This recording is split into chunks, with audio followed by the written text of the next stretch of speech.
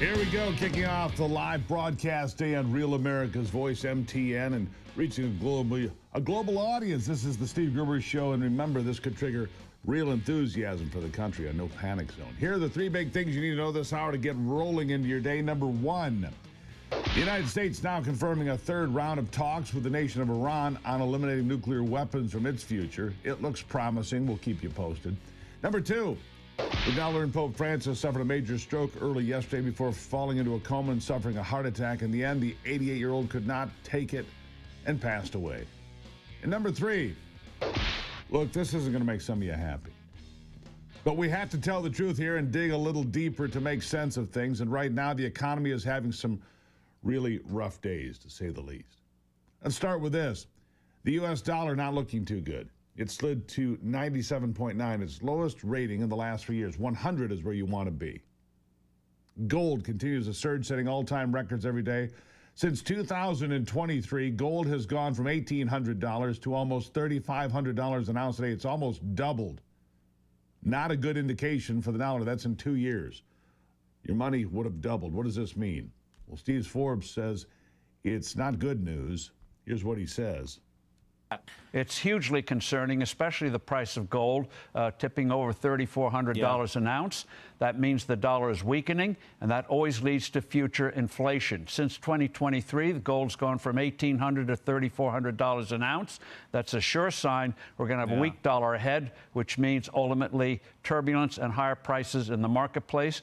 Just look at the 1970s, and we can see where that leads unless something is done about it now. But I don't see any sign that the authorities have any idea constructively of what to do, sadly. So what happened in the 1970s that Steve Forbes is so concerned about? Well, that's when the U.S. first abandoned the gold standard under President Nixon, and the dollar plummeted. Oil crises under OPEC and the Iranian Revolution at the time drove energy prices through the roof, and inflation peaked at 13.5% in 1980, with the consumer price index going up over 90% over the course of the decade. That's 90% of inflation over the course of the decade. It was a terrible time. And the U.S. was battling a similar trade deficit as it is now with China. But back then it wasn't China, it was Japan and Germany. It's not a good time. Trust me, when I grew up, it was not a good time. Lots of people lost jobs. It was a tough time getting through. So how do we avoid it? I don't have those answers. I do think the concern is growing by the day. On the oil front, President Trump campaigned on the promise of drill, baby, drill. American energy independence could give us a leg to stand on while trying to avoid the 70s meltdown. We're still looking at around $60 a barrel this week compared to over $80 a barrel just a few weeks ago. So that's good news. Energy prices are coming down. Last month, we saw the first monthly decline in prices by way of the Consumer Price Index in about 5 years. But the experts, whatever that means, say not to get too used to it while the trade war with China continues on. Forbes says we've got 90 days before the edge of the proverbial fiscal cliff. Here he is again. How long do you think before consumers feel prices start to rise significantly? Well, you're going to see it in the next 60 to 90 days. The big thing right now is with China, with those 145, 245, pick a number of tariffs that are out there. I don't think you're seeing a lot of inventory and buying from that. They're all waiting to see if those rates can be reduced. But in terms of the tariffs that have already been in there and the uncertainty that it's created, there has been people buying in advance. And so if we don't get this thing resolved in the next 90 days, you're going to see prices having to go up because people aren't going to stop trading, and they're going to have to buy certain things. And so how the president's supposed to get massive trade deals done in the next 90 days, we'll see. I think you're going to see a lot of cases where there'll be some deals, they'll highlight it and give extensions to the others. But the uncertainty is a killer, and people are holding back. So I don't know what effect that'll have overall on prices, but it will lead to a slow economy, perhaps a recessionary economy unnecessarily. And there you have it. True to form, President Trump feels much more confident in his negotiation tactics than does Steve Forbes. This is the prediction he made just last week. Here he is. talking with everybody. You know, the problem is it's only so many hours in the day. I think we're going to make a deal with China. We're going to make a deal with everybody. And if we don't make a deal, we'll just set a target, and we'll live with that, and it'll be fine too.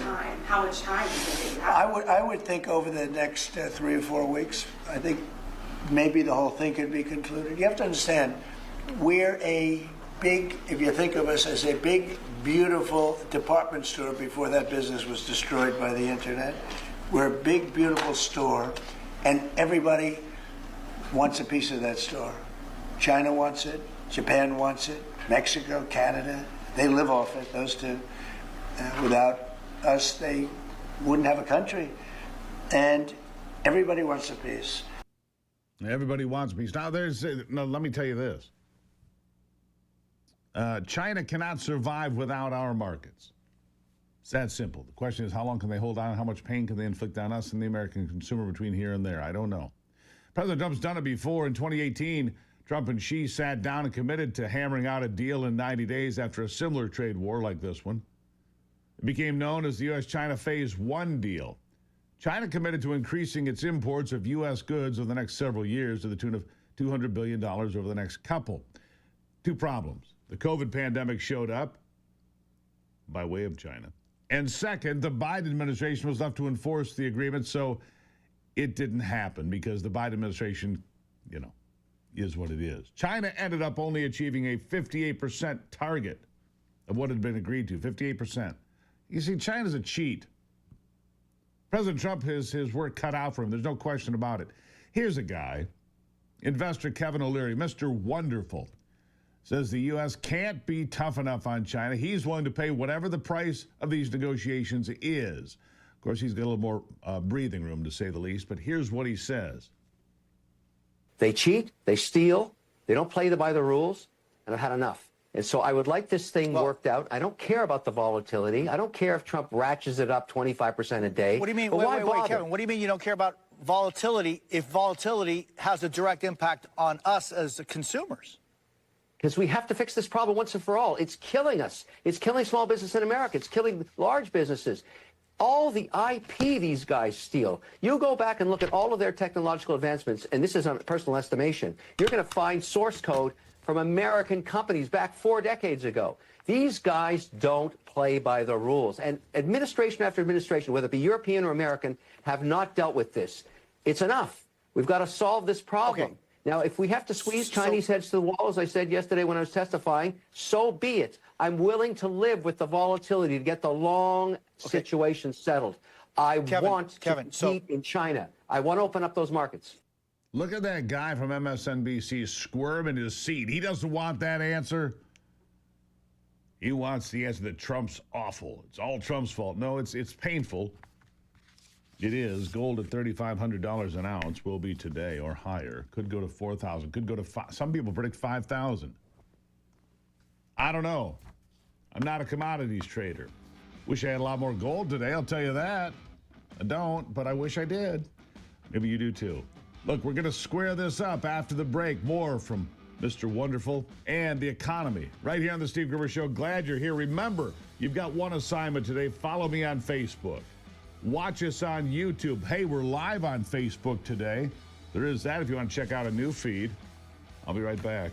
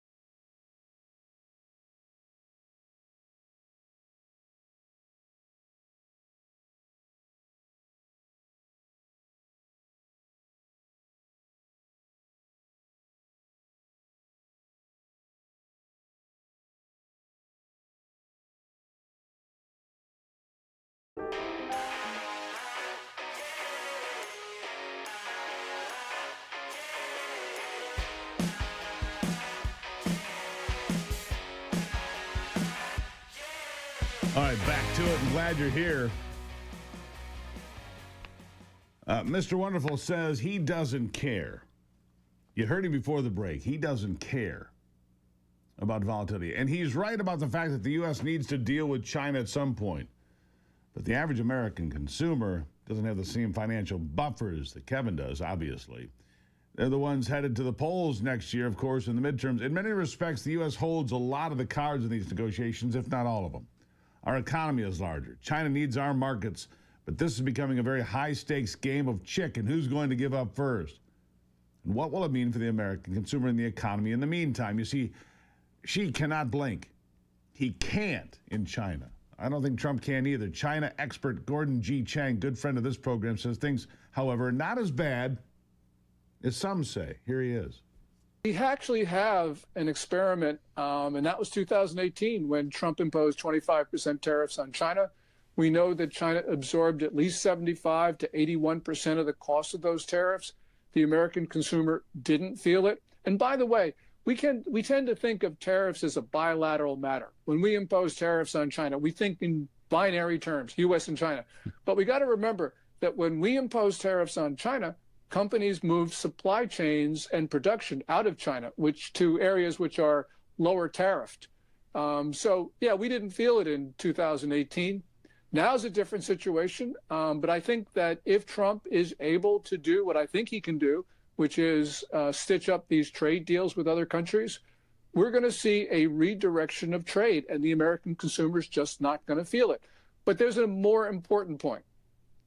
For decades, American presidents have pursued deeply injurious trade policies with China, and we're going to have to pay some cost. It's just, I think that's inevitable. I don't think the cost is going to be as great as all the smart people in New York and Washington think, but even if it is, this is a cost we have to pay, because if we don't pay this cost, we become a vassal state of China. And so I just don't want to see that. Of course, nobody wants to see that. Chang mentioned there on Epic TV, the circumstances are a little different this time around. A little more intense, to say the least, but White House National Economic Council Director Kevin Hassett is also painting a much more optimistic picture of what is coming around the pipe. Listen to this. You're saying there's 100% no chance of recession. Right now, the data are so strong. You've seen the jobs numbers. And we also, as you know, when we're in the White House, we get to talk to CEOs and say, what are you seeing with your orders and so on? And people are really actually euphoric that things are moving way better than the media would have you believe. And so I'm not saying that you can't have a GDP number that's a little bit disappointing or surprising. GDP now still thinks that Q1 is going to be weak. But if you look at the blockbuster jobs numbers that we've been seeing and the low inflation, which takes all the pressure off for the Federal Reserve to be worried about they're going to have to act because of inflation, that it's really a sweet spot of growth right now. And I think it's going to be even better in the second and third quarter because Trump policies will be in place. But with the jobs numbers booming and people saying that they're seeing strong sales anecdotally, I don't see a recession at all. Yeah. It's Hassett's job, of course, to instill confidence in the president's agenda. So take that for what you will. But I have faith in the president as well. Well, we voted for him, but there's still concern over what's happening to the dollar, to the price of gold, to the economy. The Federal Reserve is responsible in many ways for the shaping and the supply of the U.S. dollar and interest rates, of course. And President Trump is turning up the heat on the Fed. Yesterday, Trump called Fed Chair Jerome Powell a major loser for not cutting interest rates yet. He wrote, quote, "With these costs trending so nicely downward, just what I predicted they would do. There can be almost no inflation, but there can be a slowing of the economy unless Mr. Too Late, a major loser, lowers interest rates now." Europe has already lowered 7 times. A slow economy is exactly what Forbes is warning about. But whether Powell will heed Trump's advice, unclear or even unlikely. The Fed is supposed to be independent from the rest of the government, but Trump made this threat about Powell just last week. Listen. Mr. President, on Jerome Powell, you said that the termination of Jerome Powell cannot come fast enough. He says he won't leave even if you ask him to. Oh, he'll leave. If I ask him to, he'll be out of there. But I don't think he's doing the job. He's too late, always too late, a little slow. and I'm not happy with him. I let him know it, and if I want him out, he'll be out of there real fast, believe me. Yeah, go ahead. He'll be out of there real fast. Powell's term lasts until 2026, and he says he intends on serving it completely. But the White House says the president and his team looking at other options. Whether Trump can get rid of Powell or not, or whether he should, remains to be seen. But President Trump has made the point loud and clear that he's being proactive about the American economy and how it impacts you and me, all of us. Things are volatile right now. I can't make any crystal ball predictions, and if you're already invested in gold, then I imagine you're doing just fine. Good for you. We'll keep an eye on the economy and see what comes out in the next few weeks and see where we go from here. We know by now that many of the so-called experts like to yell fire before there's even smoke, so don't panic. The Democrats and rhino leaders have done a number on the U.S. economy and its position on the global stage, but President Trump is riding the ship. We'll see where it takes us. It's not going to be easy, I can tell you that. It's not going to be easy. It takes real work to get this done. Glad you're here today, by the way. Did you know scammers can literally steal your home right out from under you? The FBI calls it house stealing. It's a growing real estate scam targeting American homeowners. Here's how it works. Criminals will forge your signature on one document, use a fake notary stamp, pay a small fee, and file it with your local recorder's office. And just like that, your home title has been transferred out of your name. You didn't even know it. Then they can take out loans against your equity, as you've been building it for years now. You don't even know any of this is happening. They could even sell your home. And then you get collection notices. And then it's too late. Your home is a mess. That's why I trust Home Title Lock. Their $1 million triple lock protection helps keep your home and equity safe. Here's what you get: immediate 24/7 monitoring of your property, urgent alerts if there are any changes, and if fraud should happen, their U.S.-based team will pay up to $1 million to restore your title at no additional cost. You can find out more. Go to HometitleLock.com. Use the promo code Gruber. You're going to save some money, and you're going to feel good about it. HometitleLock.com, promo code Gruber. Do that right now. I'll be right back.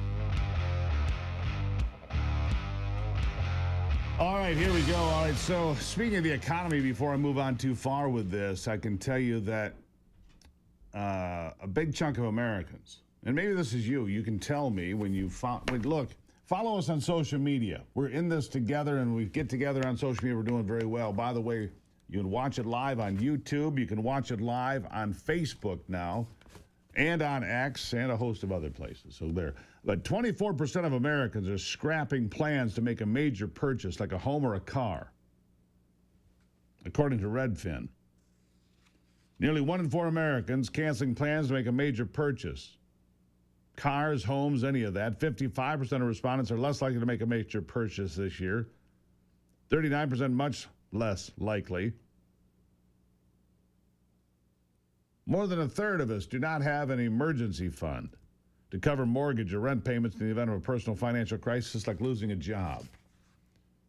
So, where's that put you?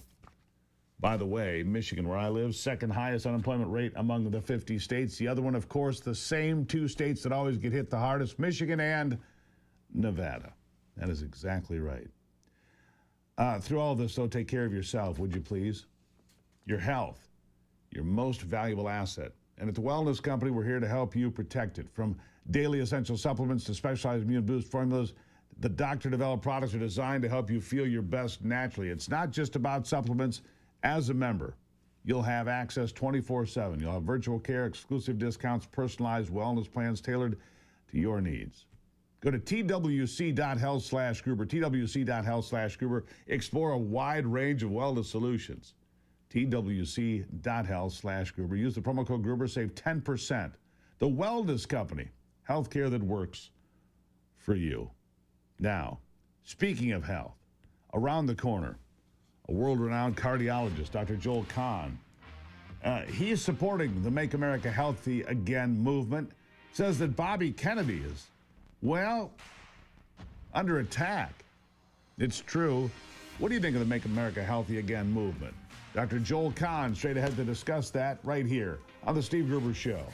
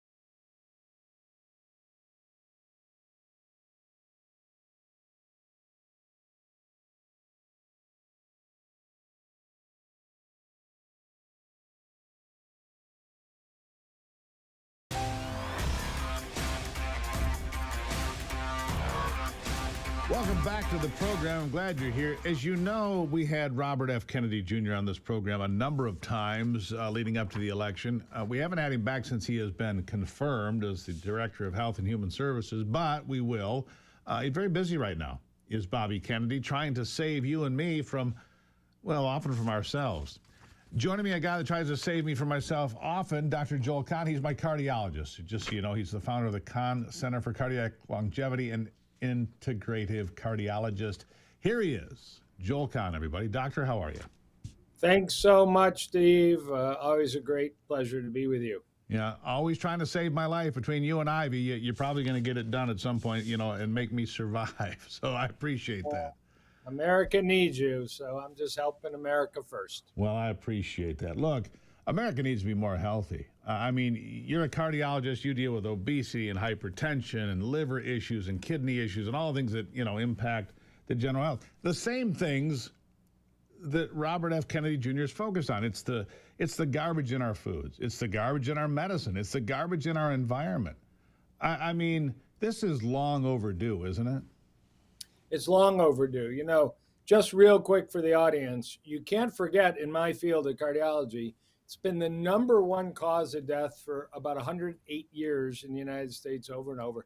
Every 36 seconds, somebody dies of heart disease. Every 40 seconds in the United States, somebody has a heart attack, which could really end their productive years and their quality of life. And even though smoking rates have fortunately gone down, the statistics for heart disease haven't, because bad food, bad environment has replaced it. So we haven't tackled this, and I'm so excited. It's still unsettled, of course, that there's this big national conversation about the food industry and food quality and big farm and big pharma. My God, it's overdue, because people are dying. People are suffering. They sure are. They're not even fully aware, that burger they're about to put in their mouth is more chemical than, food. Yeah. I talked about this on the program just today. If you go and take a photograph and look it up on Google, wherever, a high school graduation picture, 1965, and then lay it next to 1985, then lay it next to 2005, and then 2025, I mean, we look like a different species. I mean, the girth of people, young people, I mean, they've got little kids now they're trying to sell Ozempic to that are 6, 7 years old. I mean, how did we get there? Yeah, and genes play a role in every disease, including heart disease. It's a relatively minor role. Most estimates are 80 to 90% of the #1 killer in America could be controlled by not smoking, regular fitness, better food quality, better sleep. That would be a revolution of health. It would improve people's quality of life. It would drop healthcare costs dramatically and stop overburdening hospitals with such sick people. But it is needed so badly. It really is a crisis. And I have to say, heart disease doesn't get talked about the way it should get talked about. I want to see Bobby Kennedy start talking about heart disease. I did get a chance to slip him a couple of my books when you had him in the Lansing area in September or so, and I hope he reads them. But you're right. America has changed, and it's not our genetics that have changed. You talk about smoking. When I was born, it was about 20% of the population smoked, about 1 in 5. It's down to actually close to 1 in 10. I mean, it's dropped dramatically.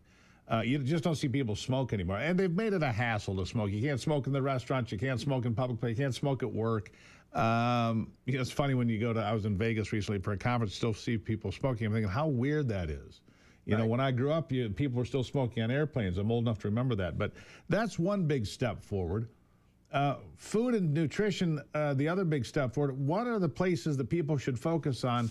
And the other thing is they got to see their doctor sometimes. I mean, a lot of people walk around ticking time bombs, don't even know they have high blood pressure, right? Yeah, absolutely. You know, it's actually one of my big platforms. You're an amateur if you don't own a home blood pressure cuff. Spend $50, put a Velcro cuff on your upper arm and hit a button.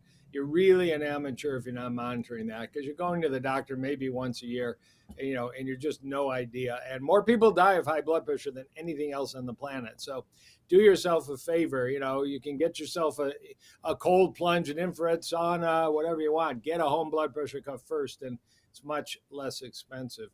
Yeah, smoking rates are down, but food quality is terrible. That's why I'm excited about RFK Jr.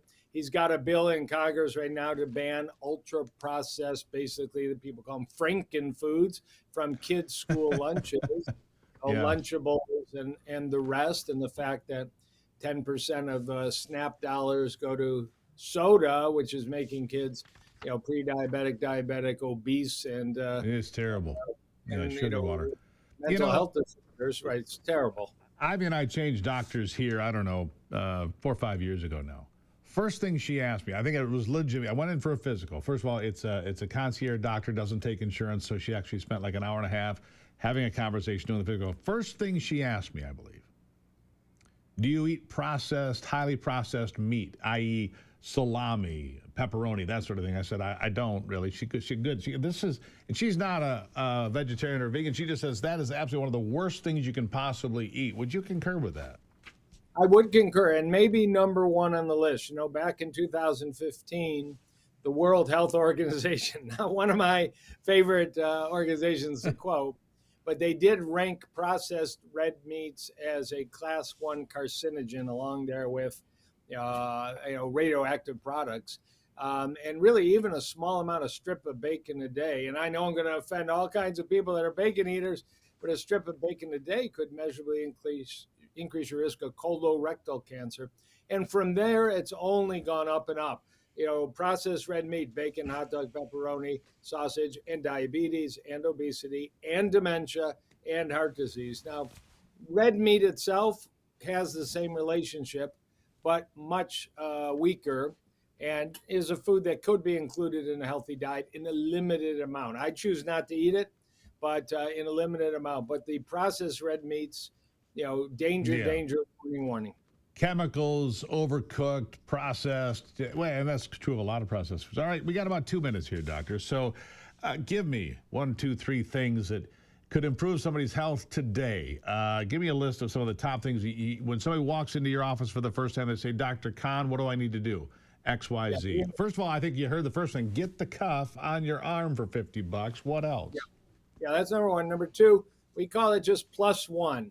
One more apple, one more salad, one more side dish of broccoli a day, because it just starts people in the right place. I can't tell them to do 8 to 10 servings of fruits and vegetables a day. They'll overwhelm. How do I get them in? Even though there is some data that is a really good ultimate goal. +1 fruits and vegetables. And number 3, move your body. I'm at a standing desk right now, not as good as a treadmill desk, not as good as really being outside in nature walking, but I don't care. Just do what we've said for years. Park your car further away and walk. Take the stairs and walk, assuming you can. 5 minutes an hour, do some jumping jacks, push-ups. Move your body. Top 3, blood pressure cuff, the +1, and move your body. Dr. Joel Kahn, always a pleasure to talk to you, doctor. Even when we're just having a conversation that's not about me surviving for the next 100 years. He is the founder of the Kahn Center for Cardiac Longevity. Sir, always a pleasure. Thank you. Thank you. All right. You know what I take away from this conversation with him is this. Your mother was right. Eat less, move more, don't smoke, don't drink too much, everything in moderation, and be smart. Your mother was probably right. Dr. Joel Kahn is certainly right. We trust him around here. Good to have you here on the program. Remember to follow us on Facebook and X, on Twitter. We're live on YouTube every Monday through Friday as well. This is The Steve Gruber Show.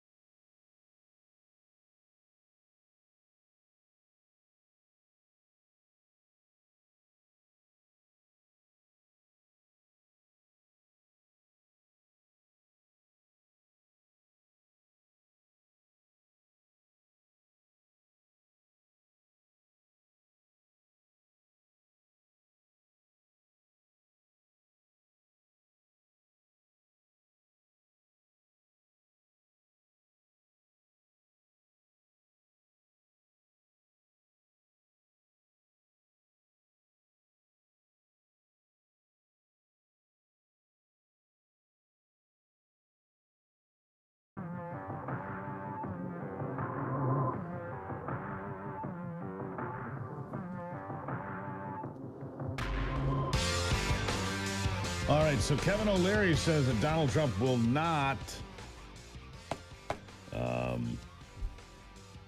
be firing Powell. Jerome Powell will survive this, says Mr. Wonderful. Quick update just happened. By the way, I mentioned this off the top. This is an important development. This is part of the ongoing global strategy to avoid war, I suppose. But the United States has confirmed a third round of nuclear talks with Iran after some very good progress. The nuclear program far more advanced now than it was 10 years ago. They're meeting for the third time in Oman after they met in Italy. Omani intermediaries were the ones in Italy, but it is now going to be in Oman.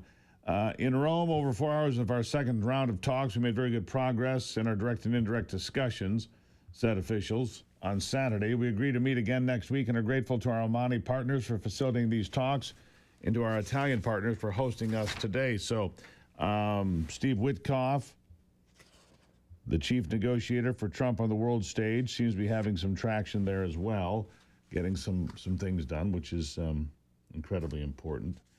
We'd like to see Iran not have nuclear weapons, not have a fuse to be lit there in the Middle East. All right? All right.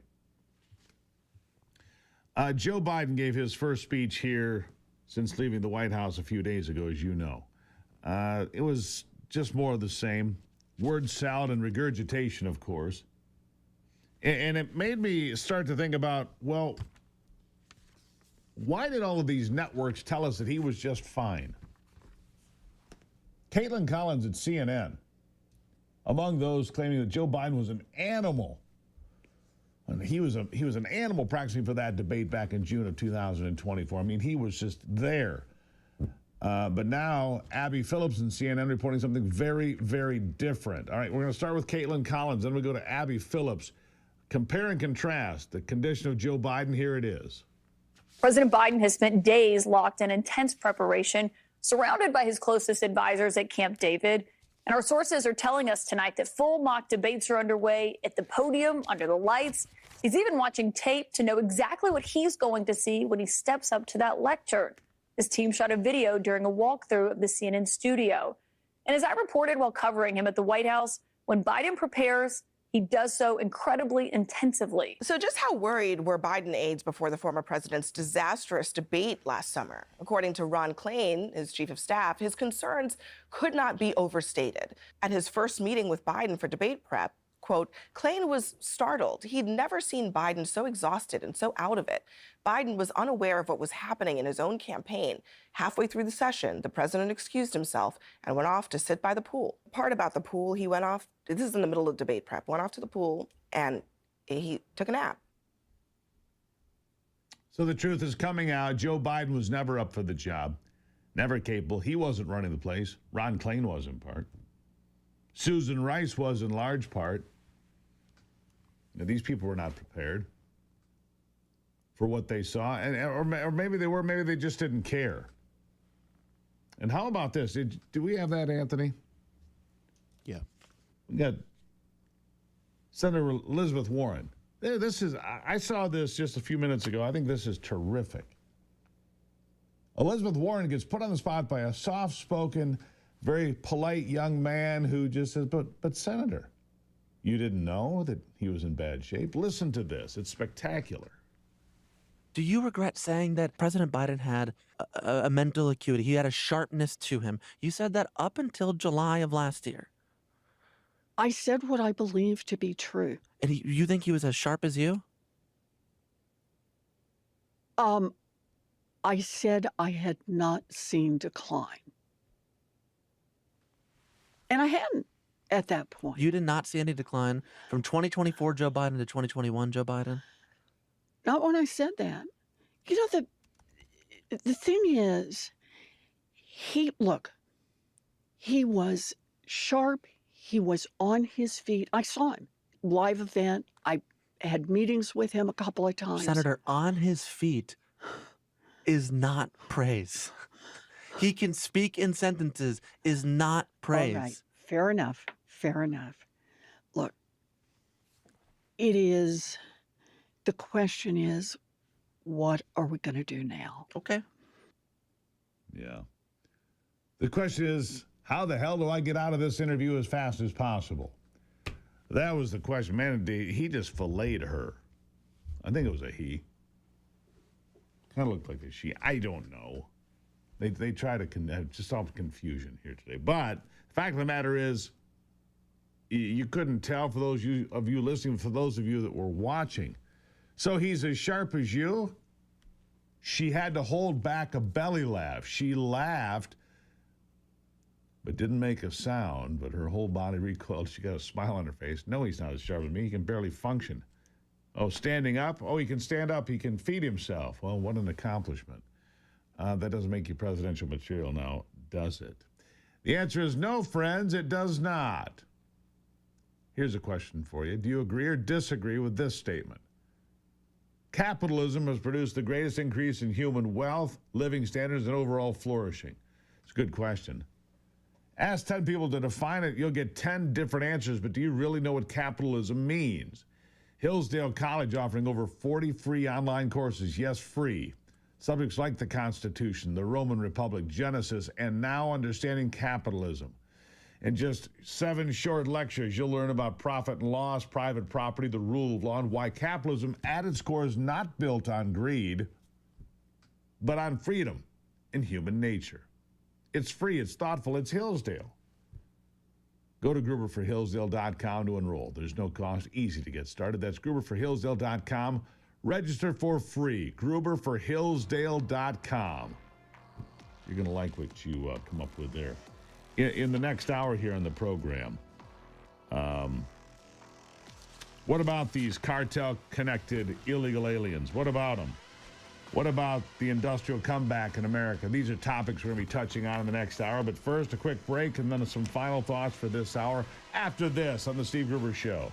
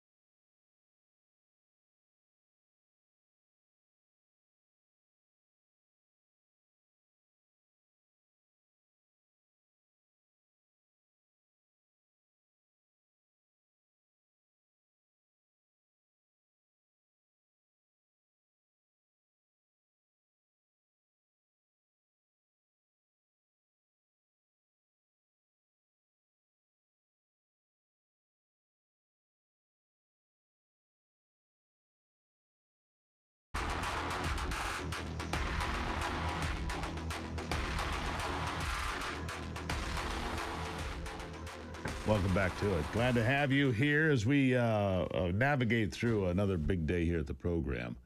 I did not see the day for the funeral yet, so let me see if I can find that. I think that they have a date for the funeral. I've seen the photos of Pope Francis in the casket.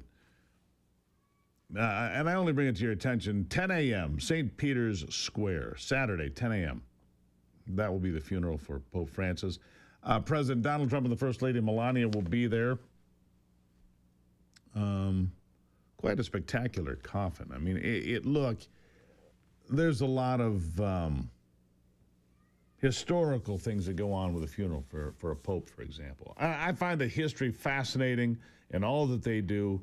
Lying in a wooden casket, red vestments, and his bishop's mitre, as the Vatican Secretary of State is seen praying over him at the chapel of Doma Santa Marta Hotel where he lived. It's all pretty remarkable to me, historically speaking. So, we'll keep an eye on all that information. By the way, for those of you, a couple of you asked again, it's not 1776, it's 1775 coffee. It's pure, it's bold, it's what you want in your coffee cup. It's what we use here every day to get fired up. And that Power Up creamer, boy, is that great. It's a protein creamer that, it's so good. You want to start your day with great coffee and great products, coffee that stands for something at 1775coffee.com. Use the promo code Gruber. You're going to save some money here. We do want you to give it a try. Go ahead, give it a try. In fact, all the sponsors here at the program make it possible for us to be here every day. It's not easy, folks. You would think it's just real easy. No, not really. We need great partners like 1775. Some coffee is weak. Some coffee is corporate nonsense. Then there's 1775 coffee. Bold, high quality, built for those who refuse to compromise. Just damn good coffee. 1775coffee.com/Gruber. Get yourself a couple of bags. Would you join me for a hot cup tomorrow? All right, we're going to take a break. When we come back, like I said, we're going to talk about migrants connected to the cartels and America's industrial comeback, among other things. Make sure you watch us. We're live on YouTube. We're live on Facebook. We're live on X. We're live all over the world. It's the Steve Gruber Show.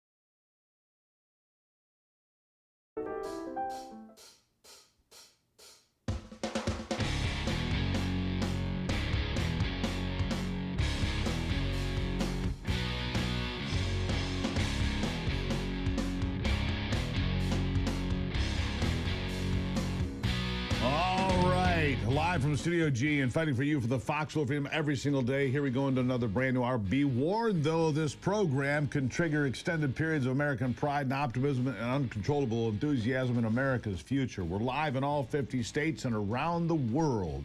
Time to get going here. 3 big things you need to know this hour. Number one, on MSNBC, Simone Sanders is predicting the Trump administration will soon be deporting Americans because they are people of color. These people have lost their minds. Number two, gold is soaring, the dollar is sinking, prompting Steve Forbes to issue some serious warnings. We'll tell you more about that. And number three, the president and the first lady headed to Rome and the Vatican City over the next few days to attend the funeral of Pope Francis. He died Monday morning, as you know, at the age of 88. They're going on Saturday. The funeral will be Saturday, and so there'll be a lot of different events. I would guess they might arrive a day early. I'll keep you up to date on all of that and the timing of the events over the next few days. I'll be traveling to Washington on Wednesday to meet with several members of Trump's team and his cabinet to discuss what is happening with the economy, the peace negotiations in Ukraine, the nuclear talks with Iran, and more. I'm quite sure I'll be discussing the border and the Democrats' obsession with protecting illegal aliens, even the ones that are clearly members of violent gangs and put you at risk. So that'll be tomorrow. I'll have those interviews for you here on the program come Thursday morning. I look forward to it. We've done this in the past. It's been a bit. We didn't, of course, do it during the Biden administration. They didn't invite, members of the media like me to come to the White House to discuss big issues with members of the cabinet. They do now. But the question that I'm going to put on the table for many of these folks, which will be cabinet members of Donald Trump, so it's a crowd that has a vested interest in the success of this administration, of course. But why are Democrats fighting so hard for illegal aliens? And one in particular, why are they fighting so hard for this guy in El Salvador, Abreu Garcia, so hard? Here's more. I can't believe that these Democrats are lining up to go down to a foreign country to visit a guy who was here illegally, a criminal, an MS-13 member who beat his wife. I mean, you can't be more plain than that. That's who this is. So I think all along, Martha, they were looking for some example of something President Trump would do that was so bad that they could rally behind. I can't believe that they're that stupid that this is the guy. This is the poster child now for their movement. Yeah, this is the poster child for their movement now. Ridiculous, isn't it? This is the guy. This is the hill they're going to die on. Congratulations. It's pretty bizarre, isn't it? It's pretty bizarre. Look. If you look at his wife's postings on social media, which I do, of course, because I'm doing my work for you, they've got these, what do you call them? A meme? I don't know what you call it. These hearts all over covering his hands, that are just, pop-ups on the screen, if you will. Emojis. Emojis. Thank you, Anthony. Emojis, because he's got MS-13 gang stuff all over his hands. You can't see it if you got heart emojis all over your hands, right? So she hides all that stuff. Remarkable, ridiculous, it's incredible. Now, when they arrived, 4 more Democrats of Congress went to El Salvador to meet with Senor Abreu Garcia. They were denied, and then they cried. Here they are. What do you know? Is there any chance you'll be meeting with Abreu Garcia while you're there? Well, we're actually about to do a press conference to speak a little bit about this, but we got word at the embassy that our request has been denied by the government here locally. They say it's because we're not here on an official capacity. This is part of the reason why Representative Robert Garcia and I sent a letter to Chairman Comer of the Oversight Committee asking for this to be an official CODEL. But we're not giving up. We're going to continue. We have more meetings scheduled for the rest of the day. But part of this, too, is making sure that we keep the conversation alive. We're building off of the trip of Senator Van Hollen, and we're not the first members here, and we're not going to be the last. Yeah, well, they were denied because it was not an official visit, and that's Congressman Frost. I think he's from Texas. And then there's Yasemin Ansari, another Democrat, fighting for illegals every single day, not fighting for you, but fighting for illegal aliens every single day. Also disappointed she was on this fact-finding mission. Here's her response. Hi everyone, this is Congresswoman Yasemin Ansari. After a long day, we have arrived in El Salvador. I am here with several of my colleagues to demand that Donald Trump release Kilmar Abrego Garcia, union member, Maryland man who was wrongfully detained and deported, has never been convicted of a crime, and who the United States Supreme Court has ruled 9-0 unanimously the United States must facilitate his return.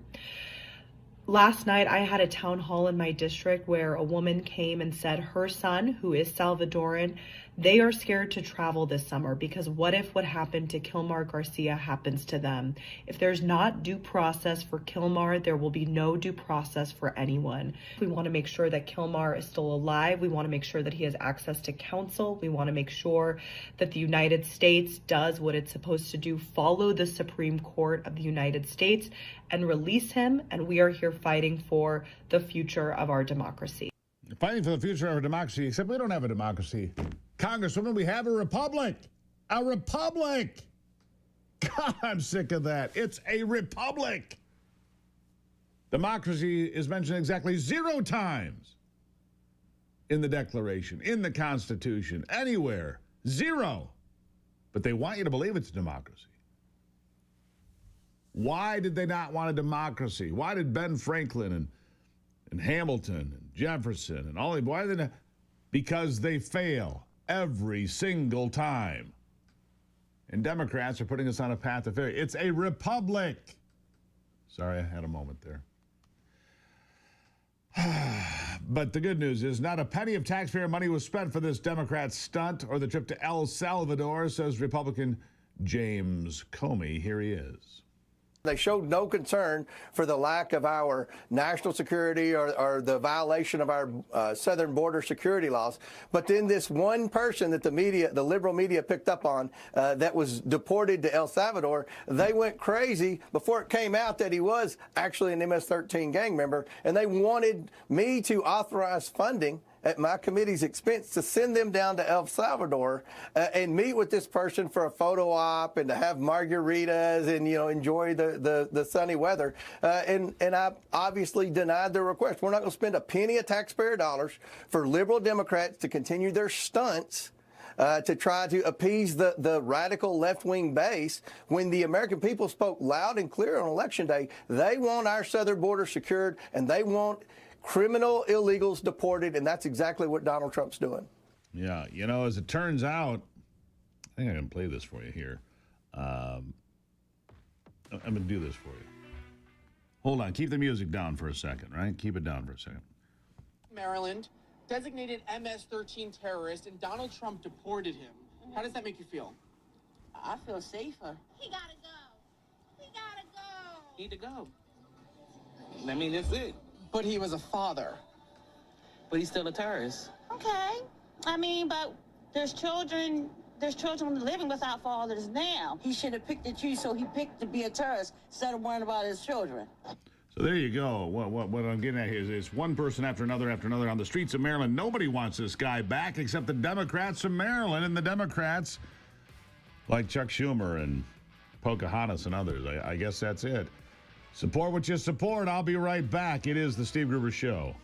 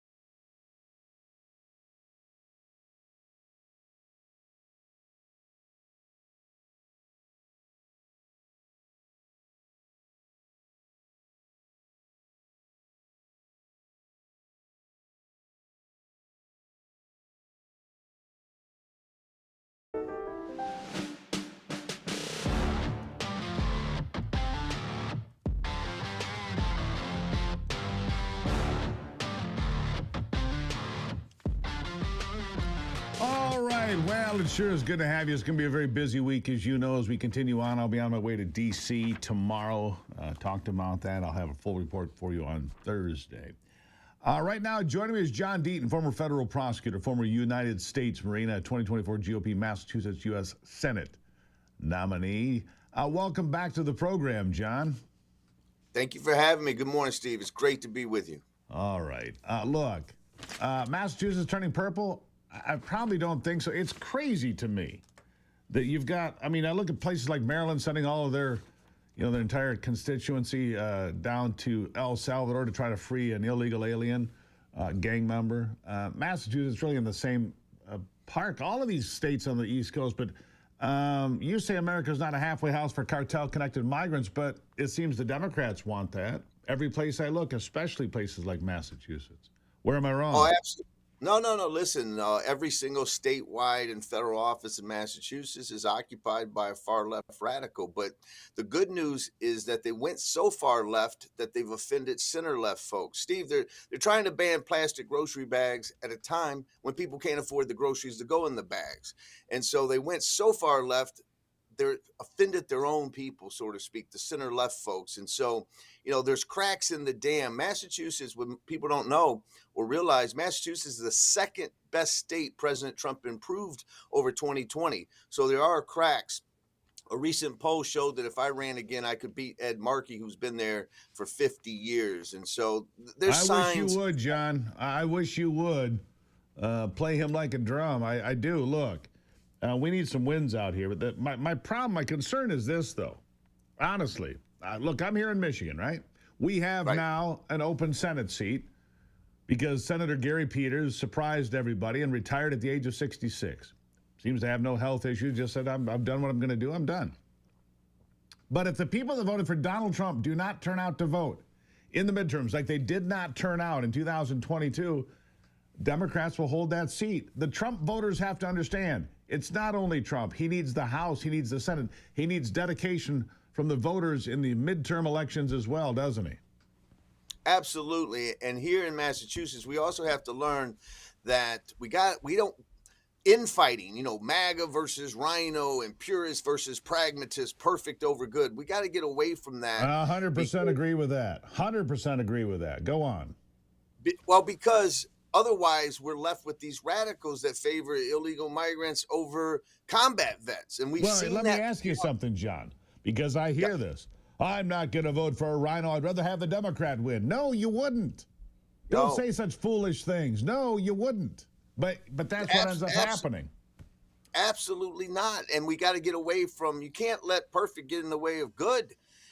And so there's a big difference. There were a few Republicans out there that said, well, because I'm pro-choice or, more on the moderate side, that he's as bad as Elizabeth Warren. No, I'm not. No, not at all. If you got even the smallest conservative bone in your body, you got to want her out. But listen, Massachusetts is a crazy place. I got 40%. I got my butt kicked because I was going against her and I didn't have any name recognition. But I was the first one to get 40% in many, many years. And so there are signs that the cracks in the dam are starting to, flow for us. Yeah. So what do you think? What was the improvement in Massachusetts, by the way? I'm just sitting here trying to find it. I can't tell what the improvement was. You tell me. It was about 6 points. President Trump in 2020, it was 33 points, the largest in the country, and he improved by 6 points. Fall River, Massachusetts was the first time went for a Republican in 130 years. So those forgotten voters came out and voted for President Trump. And so those are the folks that I think if they turn out, we can win. We can make some progress in 2026. We have to. Because, I achieved the American dream here in Massachusetts, and I'm still refusing to call it a lost cause or too blue to save. But, it's an uphill battle, my friend. Yeah. All right. So will you run again, John? Will you be a guy in the arena again? If I believe there's a path to victory, that poll that recently came out showed that I could beat Markey between 3 and 7 points if I'm able to get the message out. I don't care if you beat him by 15 votes. Yeah, I don't care, right? As long as it's certified and you get the seat, I don't care if you win by 1 vote, right? No, Absolutely. This guy has been there for listen, I'm not a young man, Steve, but the first time Markey went to Washington, Well, you I look was darn 9. good. Go Well, on. thanks.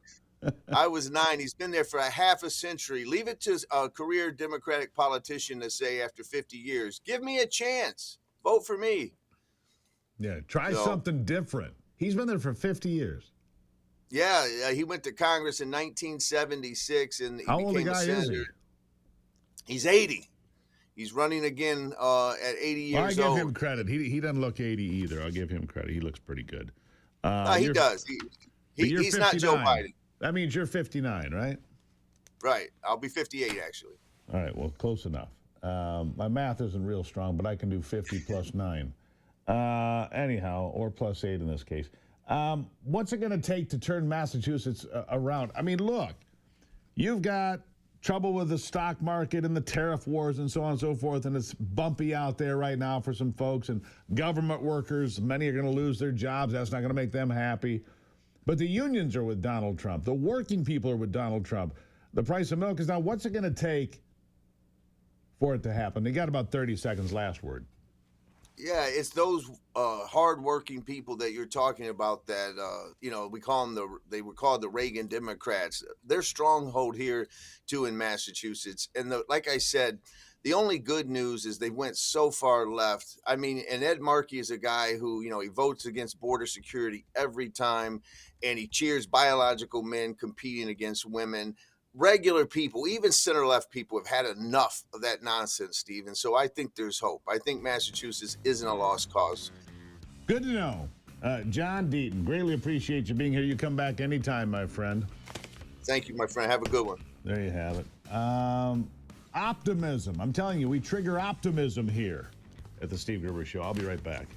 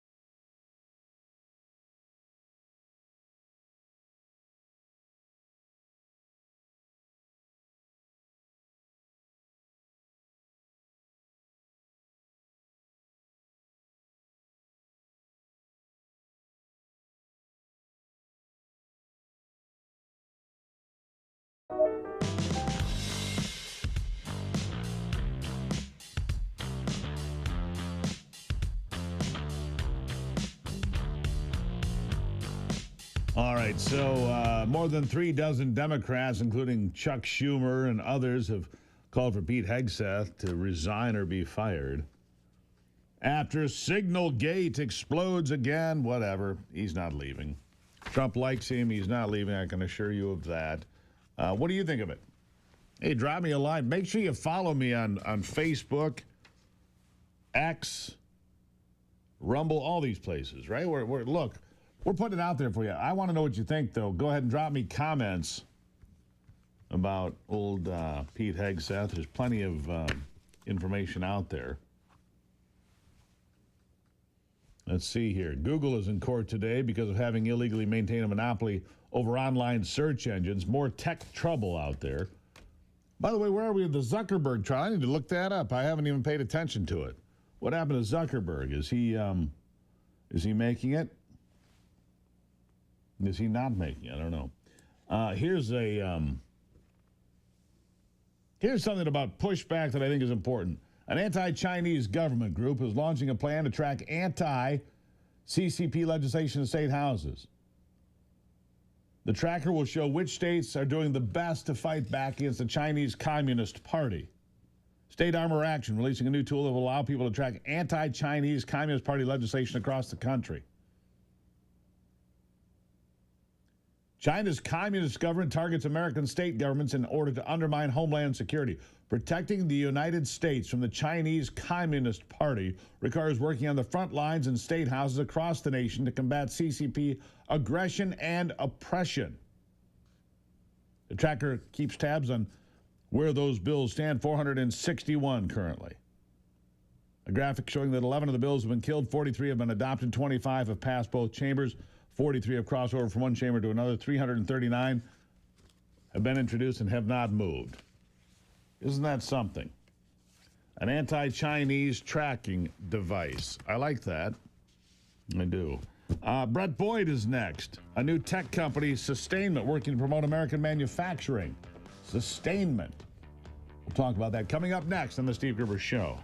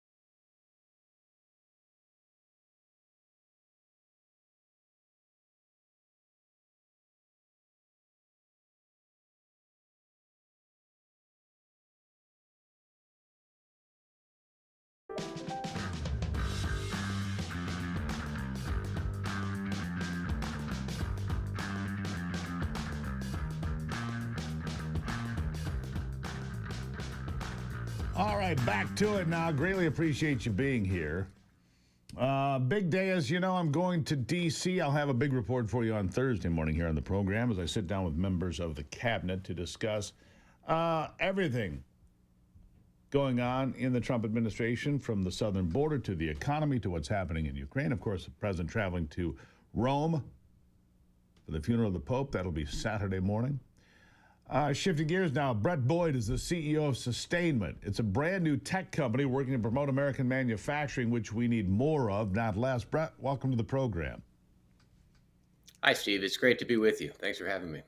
Good to see you here. Thank you for being here. Now, the tariffs have created a lot of uncertainty in the markets. The markets took another beating yesterday, down 970 points, I think it was. Gold is skyrocketing. That's not a good sign either. But I talked to some companies. I talked to a gentleman yesterday here on this program whose company is absolutely exploding because of the tariffs. I mean, there's good news and bad news. There's stuff on both sides of this, isn't there? Yeah, absolutely. I mean, we have the perspective of working actually with thousands of manufacturers, both these larger companies who have some international suppliers and are trying to figure out what to do with tariffs, and some of these smaller manufacturers who are really benefiting from all of this new inbound. Essentially, we build software to make it easier for companies to find and work with U.S. manufacturers. So, yeah, we're seeing both sides of this. There's both a lot of friction from supply chain teams, but a ton of opportunities for American manufacturers. So Sustainment is a company that creates a tracking system so that you can connect with other companies. Is that what you're explaining to me? Essentially, I mean, think of a big network of, tens of thousands of U.S. manufacturers of who's where, what machines do they have, what equipment do they have, what capabilities have. And we almost provide this connective tissue in between supply chain teams on the larger side and their suppliers there, so they can get quotes easily, award projects, kind of the basic blocking and tackling. But one of our initial frustrations of starting this business was really looking back 5 years ago and seeing that it was easier to go find a Chinese manufacturer on Alibaba than in many cases it was to go find a U.S. manufacturer in Central Texas or Central Michigan or wherever. So we really wanted to apply software to just make that easier. So is it working? Are you connecting people? I mean, look, we've got a lot of companies. I mean, you get the notable ones. Honda's building in Indiana, and the RAV4 for Toyota is going to be built in Tennessee. And you see some of the big manufacturers, and you see the investment from Japan and Taiwan and elsewhere. But for smaller companies, the company I was talking about builds wooden doors in Utah and Kentucky.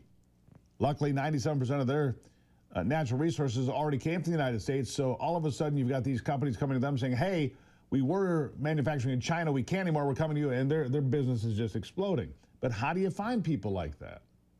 No, and that's the challenge. I mean, what you need to understand is we get really tied up with the Hondas and all of these big companies. But when you talk about U.S. manufacturing, you're actually talking about small and medium-sized businesses spread throughout the country. There are 250,000 manufacturers. 98.5% of those are sub 500 employee businesses. And these businesses are amazing. They build amazing things, but that's actually where the action is in U.S. manufacturing. And again, there is a lot of untapped potential in the system in our country as a result of just the idea that it's still a fragmented industry that I think candidly is really going to benefit from all of this emphasis on domestic manufacturing. How long can we hang on, though? Because here's the question. I mean, I see there's a lot of fear out there right now. Donald Trump's poll numbers have come down for sure. People look at the stock market, people that are retired, 401ks, retirement accounts, really taking a pounding, 20% down, a lot of folks. How long can this go on? And then, of course, you got Donald Trump arguing with the Fed about interest rates and what should happen next.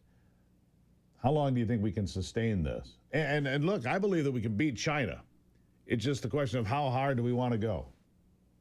Yeah, look, I think this is the fundamental question that you're at, right? Like if we step back, this idea of reindustrializing the United States is something that we absolutely have to do. It's non-negotiable. This is a no-brainer. We exist in a world now where you've essentially had a very, very strategic industrial policy by China for the last 30 years that has resulted in them having this overwhelming advantage in many, many sectors of manufacturing.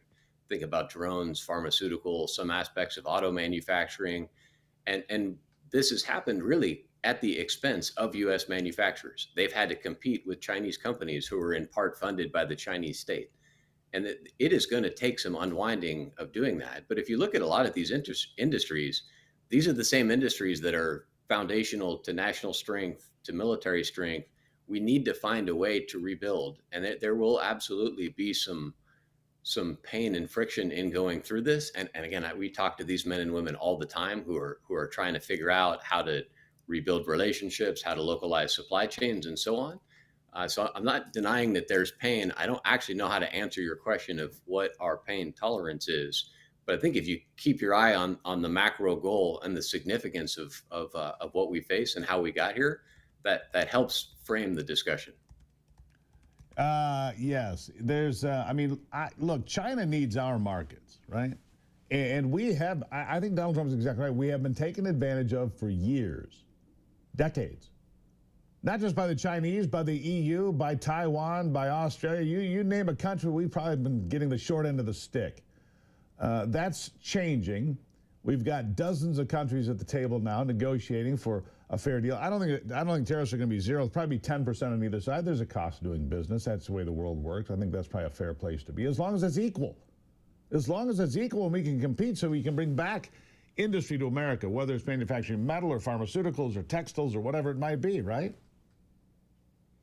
I absolutely agree, and I think tariffs are one element of national policy towards this end, right? If you look at the tools that we have available, tariffs I think are one. Monetary policy is one. There are also direct things that the country can do to encourage specific industries that we find important. I mean, these are all the tools of policy that I think will characterize the next 20, 30, 50 years. I think I view strongly that this whole world of peak globalization and free trade everywhere, except in reciprocal area, I think that's over, right? I think we were actually in a world where we have dangerous near peer competitors. Those competitors have different goals and different objectives for what they want the global system to look like. Manufacturing strength and industrial strength is national strength and is military strength. And we just are in a world where we need to take that seriously going forward. And I think we're seeing that. This is obviously a commitment of this administration, Absolutely. which I think really. And Brad, if anybody's listening right now and watching the program, which of course they are, and they want to know more about what you're doing about sustainment in your new company promoting American manufacturing sustainment, how do they find you? So we're at sustainment.com. So if you're a manufacturing supplier, please come and join for free. You can create a profile and be discovered by new customers, including the Department of Defense. And if you're a larger organization, we can help your supply chain really be more agile as you look at this onshoring problem. So again, we're at sustainment.com. Sustainment.com. Brett Boyd, I tip my hat for you diving in and try something different, sir. Thank you for being here. All right. Thank you, sir. I appreciate you having me. Appreciate you being here. Good stuff. All right, still to come. The cartels. Hasta la vista. Get out of here. We don't want the cartels here. We don't want your drugs. We don't want your human trafficking or your filth.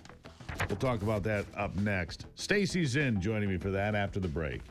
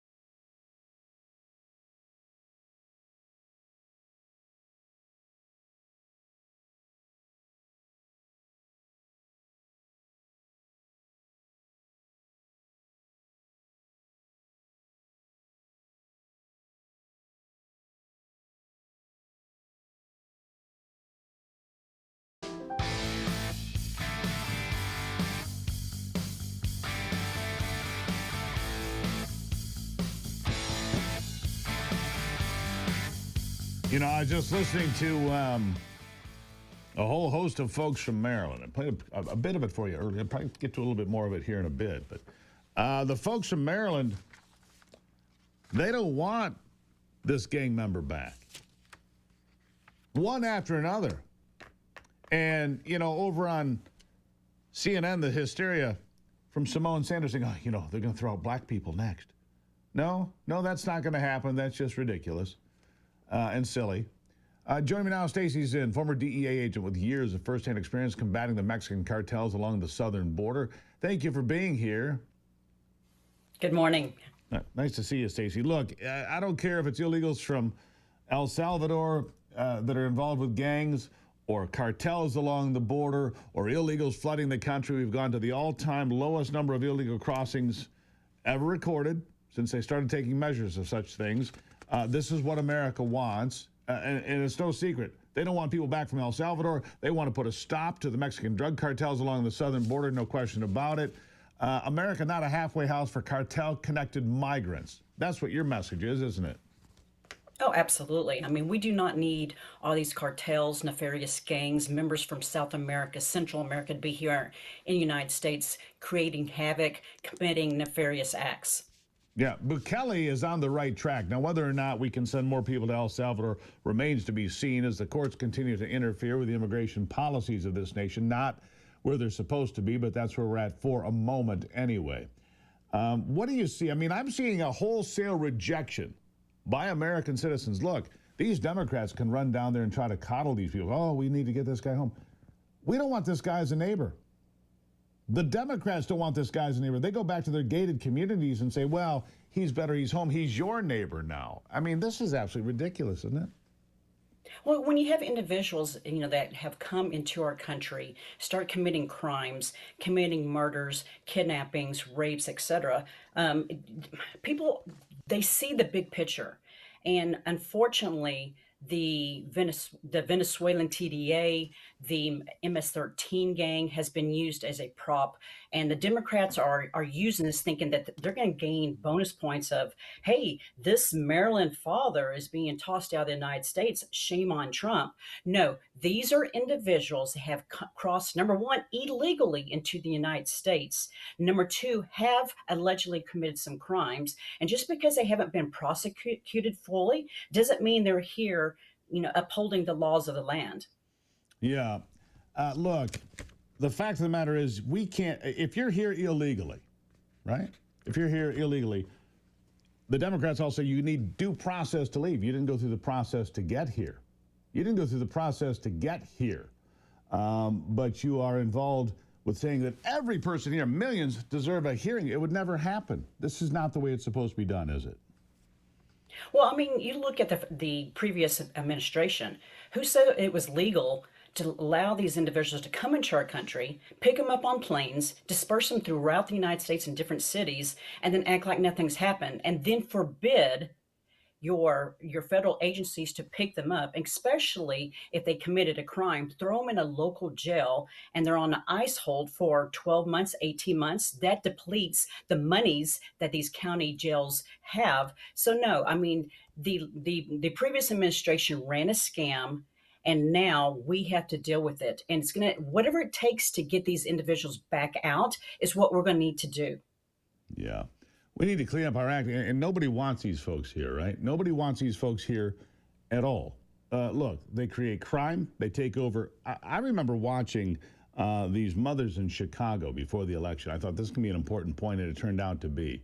Black mothers in Chicago, where the local community center had been taken over by illegals. So their kids didn't have an after-school place, after-school programs, sports, mentoring, you know, tutors, all of that taken away from them and given to these folks that came into this country illegally. It's inexcusable. It was then, it is now. We have got to get the courts out of the way as well. How do we do that? They're interfering every step of the way. Well, unfortunately, it's going to have to go to the Supreme Court, and they're going to have to make some decent rulings. But this also, we've got to start putting judges into these district courts that have America's best interests at heart. Some of these are political hacks. We're seeing it over and over and over, and we see with each presidency, they put their people into place. You had the George Soros funding DAs. That's a problem also. What we need to do is get back to the basis. We have laws of the land. You can come into the United States. You just have a process. It's a vetting process. And then you have to go through the proper stages through the State Department in order to get the proper visas, a green card, residency, etc. Unfortunately, what we have done, or not we, but the Democratic Party has opened up America for those that want to come into the United States illegally. And some of them commit crimes, some do not. But all of them have committed crimes if they came across the border illegally. That's the first thing everyone's forgetting about. So we've got to get back to the basis. Also, go back to the cartels and to these gangs and stuff. Do you think they're really coming up here to just, raise a family, to have an honest a living? No, they're here to make money. And how do they make money? Through crime, through selling drugs, through human trafficking, through sex trafficking and work trafficking. And people the liberal media is completely shutting a blind eye against this. Yeah, it's wrong. The liberal media continues to fight back and fight for it. But the American people, Stacey, they voted for these folks to be tossed out. We're going to continue to toss them out. We're going to navigate the courts. It's going to take some time and some challenges, but we will get there. This will not Absolutely. stand. We will get there. We will get there. Stacey's in, former DEA agent, and so much more. You come back anytime, Stacey. You come back. You bring that fire anytime. Thank you so much. Thank you. Really appreciate it. This will not stand. Any rate, we're going to take a break here. We'll have sports with Brock in just a moment.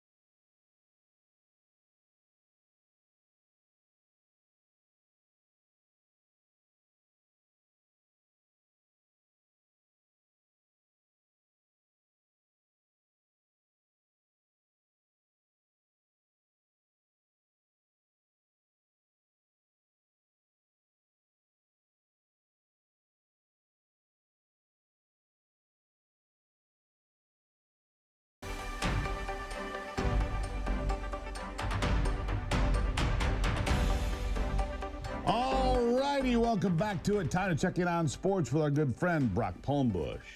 With a look at sports, I'm Brock Palmbush. 2 games in the NBA playoffs last night. Detroit evened up their first-round playoff series with New York with a 194 victory over the Knicks in Madison Square Garden. And the LA Clippers evened their series with Denver at 1 game apiece with a 105-102 win over the Nuggets in Denver.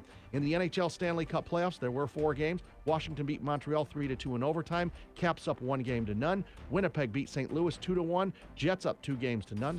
Dallas beat Colorado 4-3 in overtime. Series tied at 1. And LA outlasted Edmonton 6-5. Kings up 1-0. All first-round series. In Major League Baseball, there were 8 games. American League winners were Boston, Detroit, Cleveland, and Houston. National League winners were the New York Mets, Atlanta, Miami, and San Francisco. And the College Basketball Player of the Year, Cooper Flagg of Duke, announced he's headed to the NBA. That's a look at sports. Back to you, Steve. I'm shocked. He's going to the NBA. He's taking the money.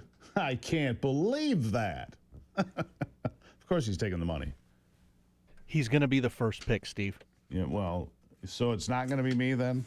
I'm shocked. No, I don't think he had any eligibility left. Hey. Well, I don't either. I can't say anything. I didn't have any eligibility to begin with. What are you talking about? I did play college sports briefly, so my eligibility burned up a while. That clock started a while back. Anyhow. How much is a guy like that going to get paid? First year, somewhere between 10 and 12 million, probably. That's all? Yeah, that's the way the rookie salary cap works. Yes, that's a salary cap, and 10 to 12 million. That's how popular the NBA is. Yeah. Well, more so overseas than here now. Yeah. Well, it is. I used to watch the NBA. I used to love Larry Bird and Magic Johnson and, Kobe. I mean, he was awesome. Not to mention MJ. Absolutely. But I haven't watched in years. They turn into they're not my thing, and for all the obvious reasons. They can have them in China. I'm not interested. Even if the Pistons make the playoffs. Sorry. They are in the playoffs, and they won last night. I know. Not interested. Thanks, Brock. Greatly appreciate you. We'll take a break. I mentioned a lot of sports, just not that one. All right? We'll be back on the Steve Gruber Show.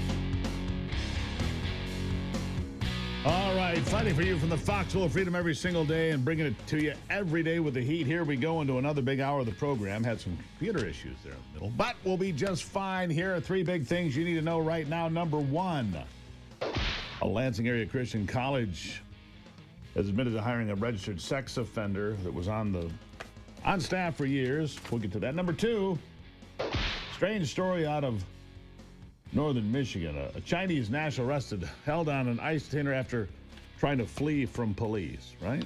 And number three,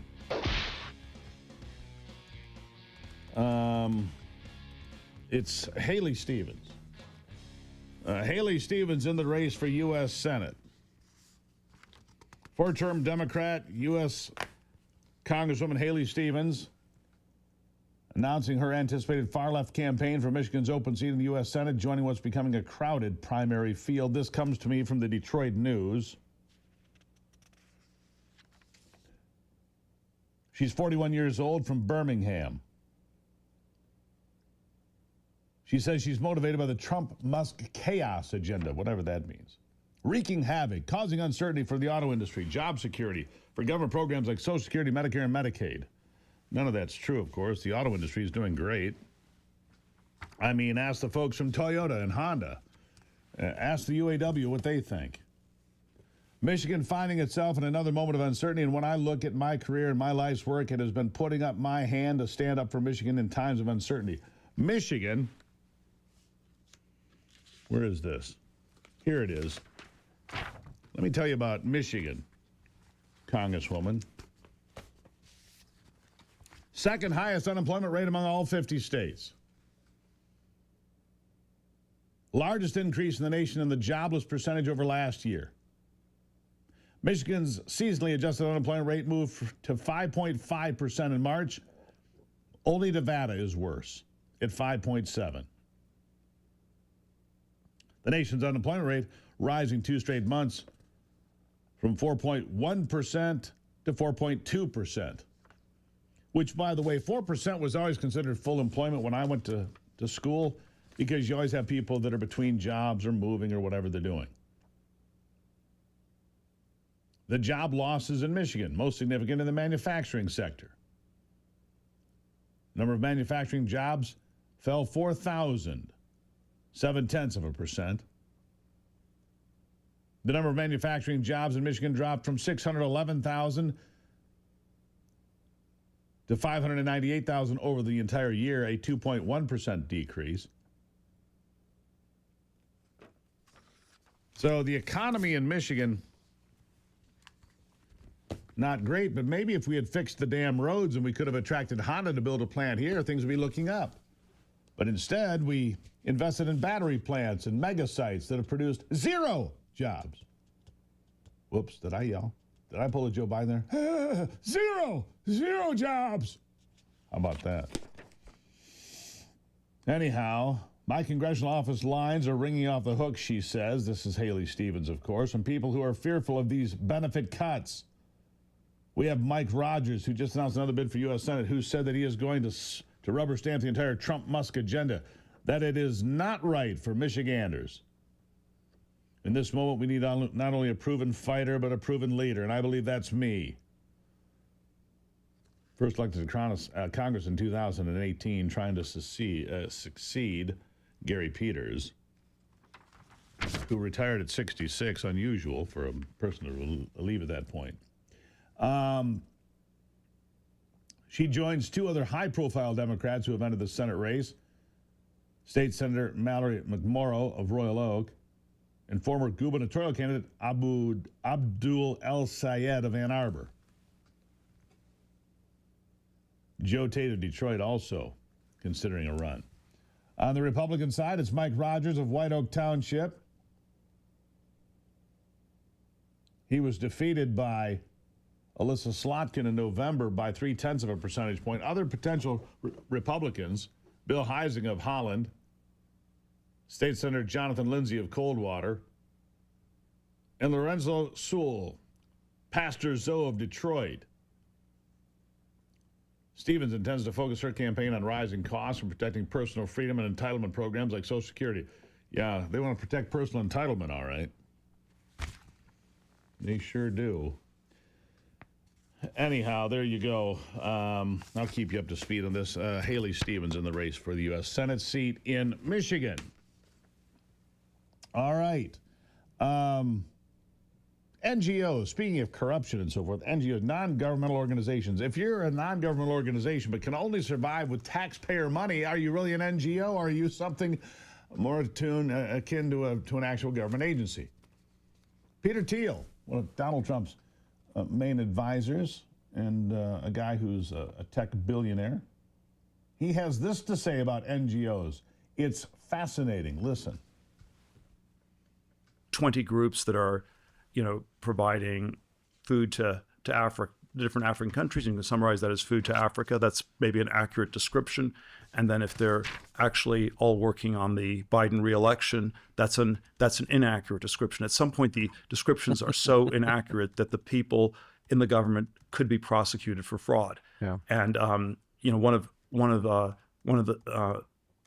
people who looked at this a lot thinks you could just prosecute these people for fraud. This is something like this is what Oliver North was prosecuted for in the Iran-Contra scandal in the 80s, was he mischaracterized the money and he mislabeled it. And it was like, he was accused of defrauding the government.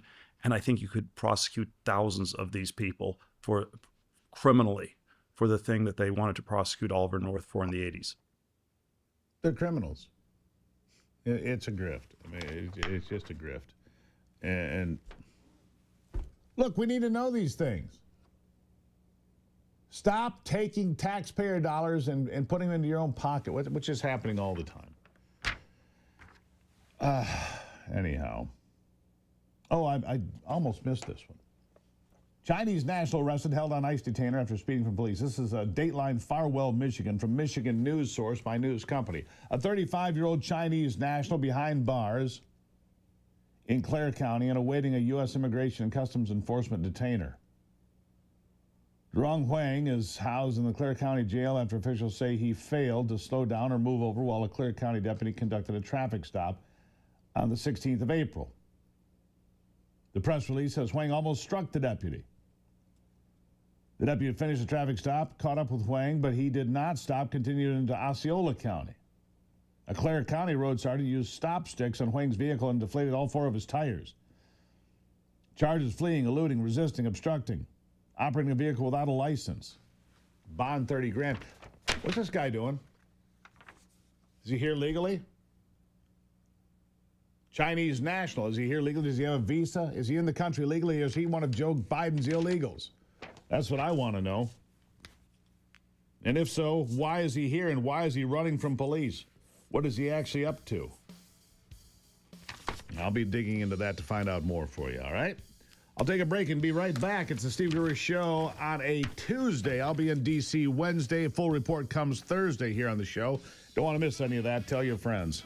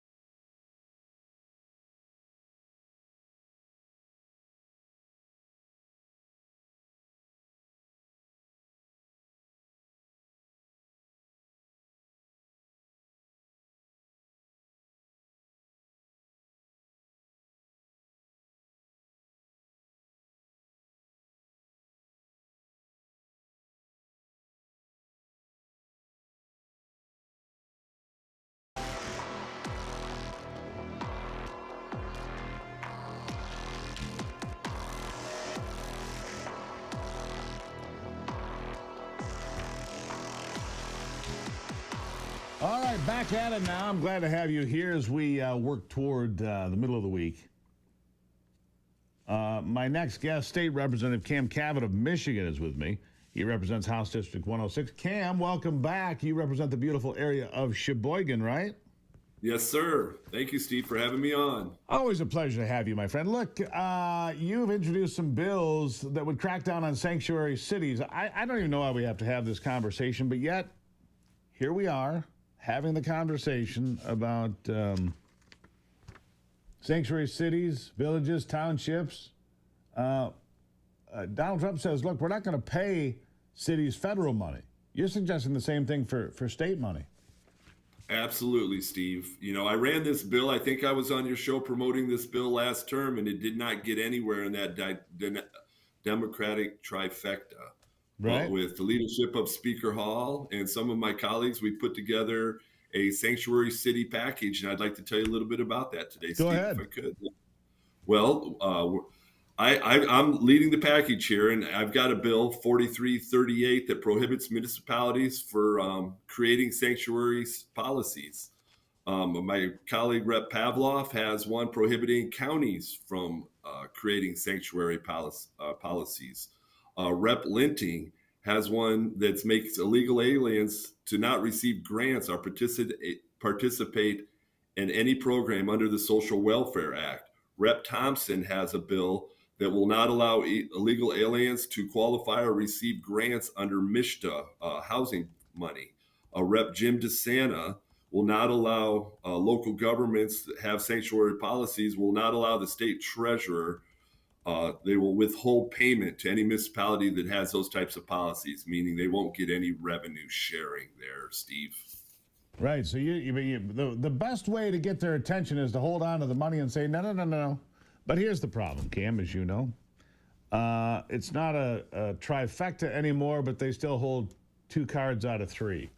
Not much you can do about it. I mean, honestly, this doesn't seem there's much you can do about it. And you know, there's no guarantee you're going to get the Senate or the governor's mansion next time around. Certainly hopeful are the Republicans here in the state, and I am too, that we can have a change of direction. The roads aren't fixed. Businesses going to Indiana and elsewhere should be coming here. And we've got sanctuary policies here that are just out of whack compared to Indiana and Ohio and other people in our Great Lakes neighborhood. But how do you move this forward? Well, we need to raise public awareness, and that's why I appreciate you allowing me on your show today, Steve. You've got an educated class of listeners, and they need to talk to their Democratic state senators and their state representatives and make calls to the governor to tell them to support these types of policies. We don't need to incentivize attracting an illegal element into our state. And there's plenty of those that do that. Even our own MISHTA, we have a state program that's called let's see what it's called here. It's called the Newcomer Rental Subsidy Program. Now, these aren't newcomers coming from Ohio or Indiana working jobs. These are illegal aliens that are crossing our southern border and coming to Michigan because you can get $500 a month for rental assistance in the state of Michigan through MISHTA. Say that again. It's not right. You can. The Governor Whitmer has a policy. It's called the Newcomer Rental Subsidy Program, ran through MISHTA, that allows illegal aliens to get $500 a month up to a year for assistance for rental housing in the state of Michigan. Well, what if you're not in the illegal? What if you come here from Ohio and you want $500 exactly. a month? Can you get that? No. If you're coming here for work, no. This is specifically targeted to the immigrant community. To illegals. Yeah, the bar is very low. All right, so I was just reading this story. Here it is. I'm going to look into this. South of your district, Farwell, a 35-year-old Chinese national running from police, running over stop strips before they could get him arrested. Chinese national, to me, that reads as illegal alien. That's the way I read that. I don't know about this man's status yet. I'm gonna find out. Durong Huang. I'm gonna find out what his situation is and whether or not he's a legal resident. But I mean, you have to wonder, why are these people here and why would we pay for such things? Go ahead. Yeah, well, just in the past 2 years, Michigan has seen multiple cases of illegal aliens committing horrific crimes, Steve. In May of 2023, an illegal alien murdered a woman in Grand Rapids. That's right. Convicted, life and parole. In February 2024, an illegal alien was charged with soliciting sex from a minor in Shiawassee County. In March 2024, an illegal alien murdered Ruby Garcia in GR, pled guilty, sentenced to 39 years. In April of 2024, an illegal alien in Kent County was charged in a hit and run in Wyoming. You know, we have international gangs targeting our affluent communities. Even the rich folks aren't safe, Steve. You know, in their gated communities, they're still going after them.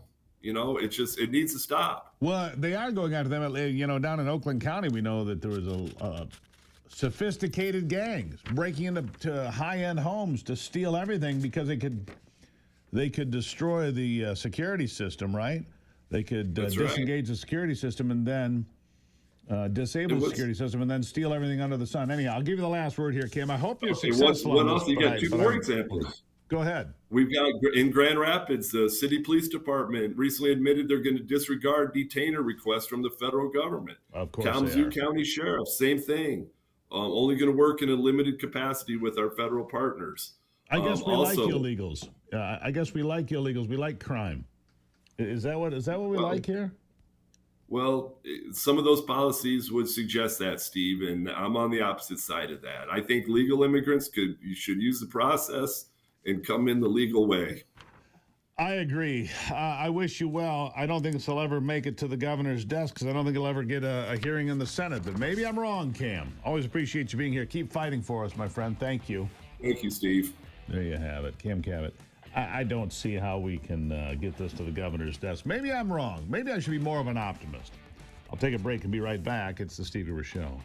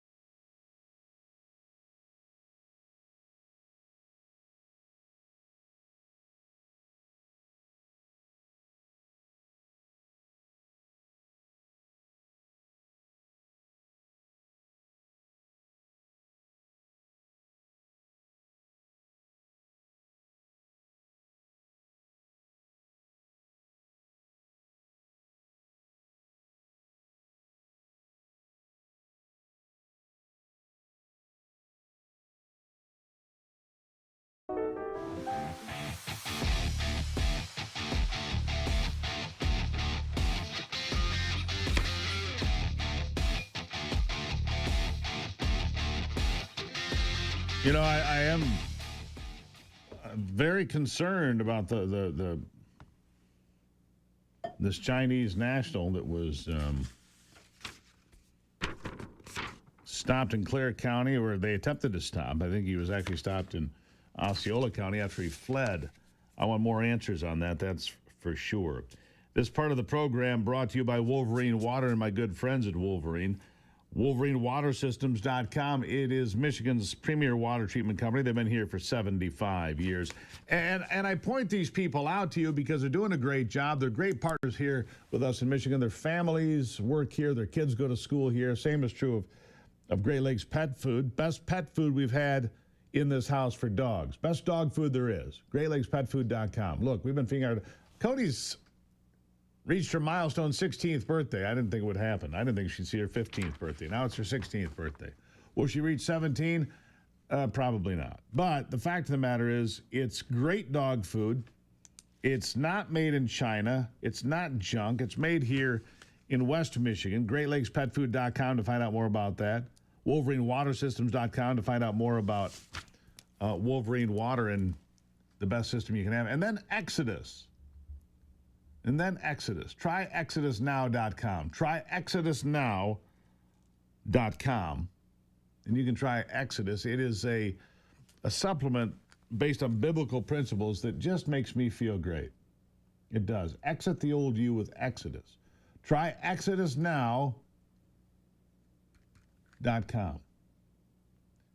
It's 7 biblical ingredients plus molecular hydrogen. And for me, it just, boom, my synaptic relays fire, boom. Feel great with Exodus. And the biblical principles and molecular hydrogen come together to give you an awakening. Get rid of the inflammation. Your mind opens up. It's just really a special product. Try ExodusNow.com. I'll take a break and be right back on The Steve Gruber Show.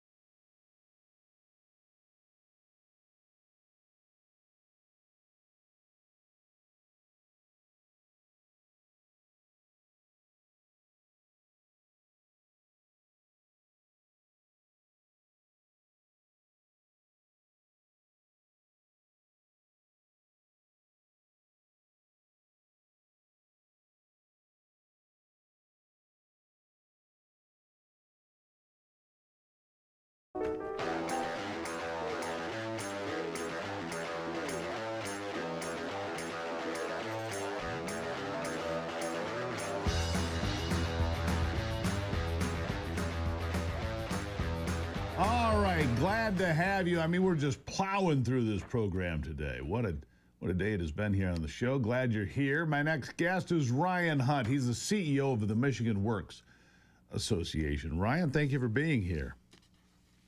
Thank you, Steve. Great to see you this morning. Good to see you. Work over welfare. I mean, you've got a whole bunch of points here that I think are worth discussing. You're going to celebrate collaboration and growth on the 24th of April. We'll get to that. But let's start with this, celebrating work over welfare. I mean, that's a good place to start, isn't it? Always, yeah. We are very appreciative of the opportunity across the Michigan Works system to partner with our private sector employers in all regions of the state. They have hiring needs. They are working with community partners, local Michigan Works agencies, school districts to help shore up their talent pipeline, training providers in their community as well to make sure that Michiganders all across the state have readily available access to key workforce development programs and resources. That way, residents in Michigan can upskill and they can continue to choose a reliable, sustainable career pathway that fits their skill sets and their needs. Ryan, I mean, you've got a whole list of things here, and I want to get through as many of these as possible. And you're having the Impact Awards Ceremony 2025. Like I said, that's coming up here, I believe, on the 24th of April. But Michigan Works, I mean, it speaks for itself. Work. There's honor in work. There's identity in work. There's, I mean, people who work have better lives. And so local solutions at work show how local partnerships solve workforce challenges better than federal mandates. What do you mean by that?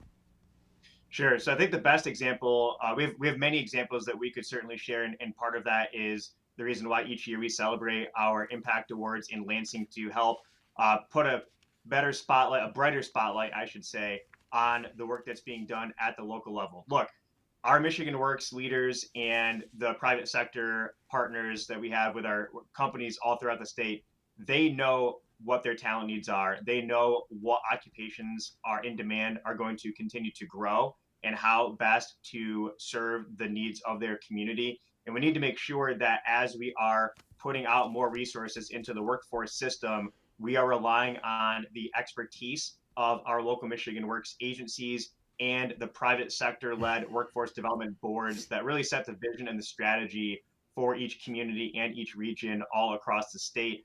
Those private sector members are the center, they're really the heartbeat of our workforce system. And we need to make sure that we're providing flexibility and local solutions to local issues when it comes to workforce development. And that's a theme here, not relying on the federal government. It's local focus, local focus, local focus. I mean, every step of the way here in your organization, that's what you champion every day, isn't it? Local support, local business, not federal mandates and federal handouts and big government, right? Agreed. Yeah, we, again, need to make sure that the workforce development system is being led by our business sector in our local communities. Nobody knows the regions better than businesses in our communities, much better than these federal mandates that we've been seeing are proposed for many years now that would really hamper the ability for our workforce system to unleash innovation and help the private sector continue to hire and train the future generation of workers all across Michigan and all across the country, quite frankly. I think this point in the middle of it, though, is my personal favorite. And it's something that I've talked about on this program for the 14 years, give or take, that we've been here.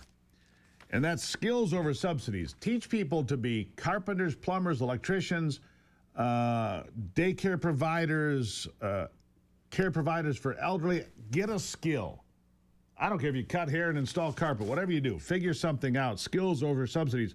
Focus on training and career development that leads to real long-term employment. Look, that's true. If you cut hair, for example, it doesn't matter what the economy is going to do. You're going to cut hair. If you're taking care of people, it doesn't matter what the economy is going to do. You're going to take care of people, pretty much. I mean, there's certain jobs. Look, if you're a plumber, the toilet's got to be fixed. It doesn't matter what the economy does. I mean, that's just the way some of these things are. Get a skill, not a subsidy, right? Right. Yeah. Skills are increasingly important. We've seen employers all across the country in a range of industries and occupations really put more of a emphasis on the skills that an individual has, even more so than, say, their educational experience.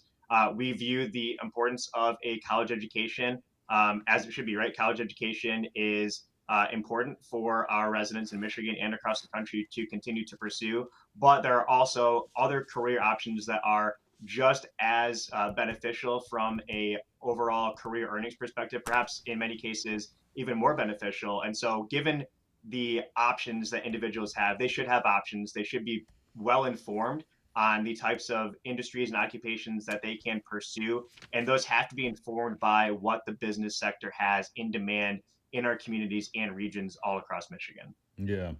We got a couple minutes left here, Ryan. Empowering small business, economic freedom and action. These are all things that you focus on in small business. Look, the problem is I just saw that Michigan, unfortunately, was among the few states where unemployment has increased. In fact, we're the second highest unemployment in the nation, right there along with Nevada. It's always Michigan and Nevada. The country catches a cold, we catch the flu when it comes to the economy. Michigan and Nevada always somehow at the bottom of these lists. We can change that dynamic, can't we? Can't we change that so that we can do better in the future? Yeah, we need to, right? And it's not just the unemployment rate that is ticking up, but we've seen even the national labor force participation rate is about 5 percentage points lower than it was even 25 years ago. Michigan, again, is lagging behind the rest of the country when it comes to labor force participation. That's what the workforce development system and what our Michigan Works agencies and workforce development professionals are waking up each and every day to focus on. How can we increase the labor force participation? How can we get individuals off the sidelines into sustainable career and training pathways so they can support their families and they can support their communities as well? Yeah, we've got to do that. And I want to circle this again and emphasize this. A model for the nation.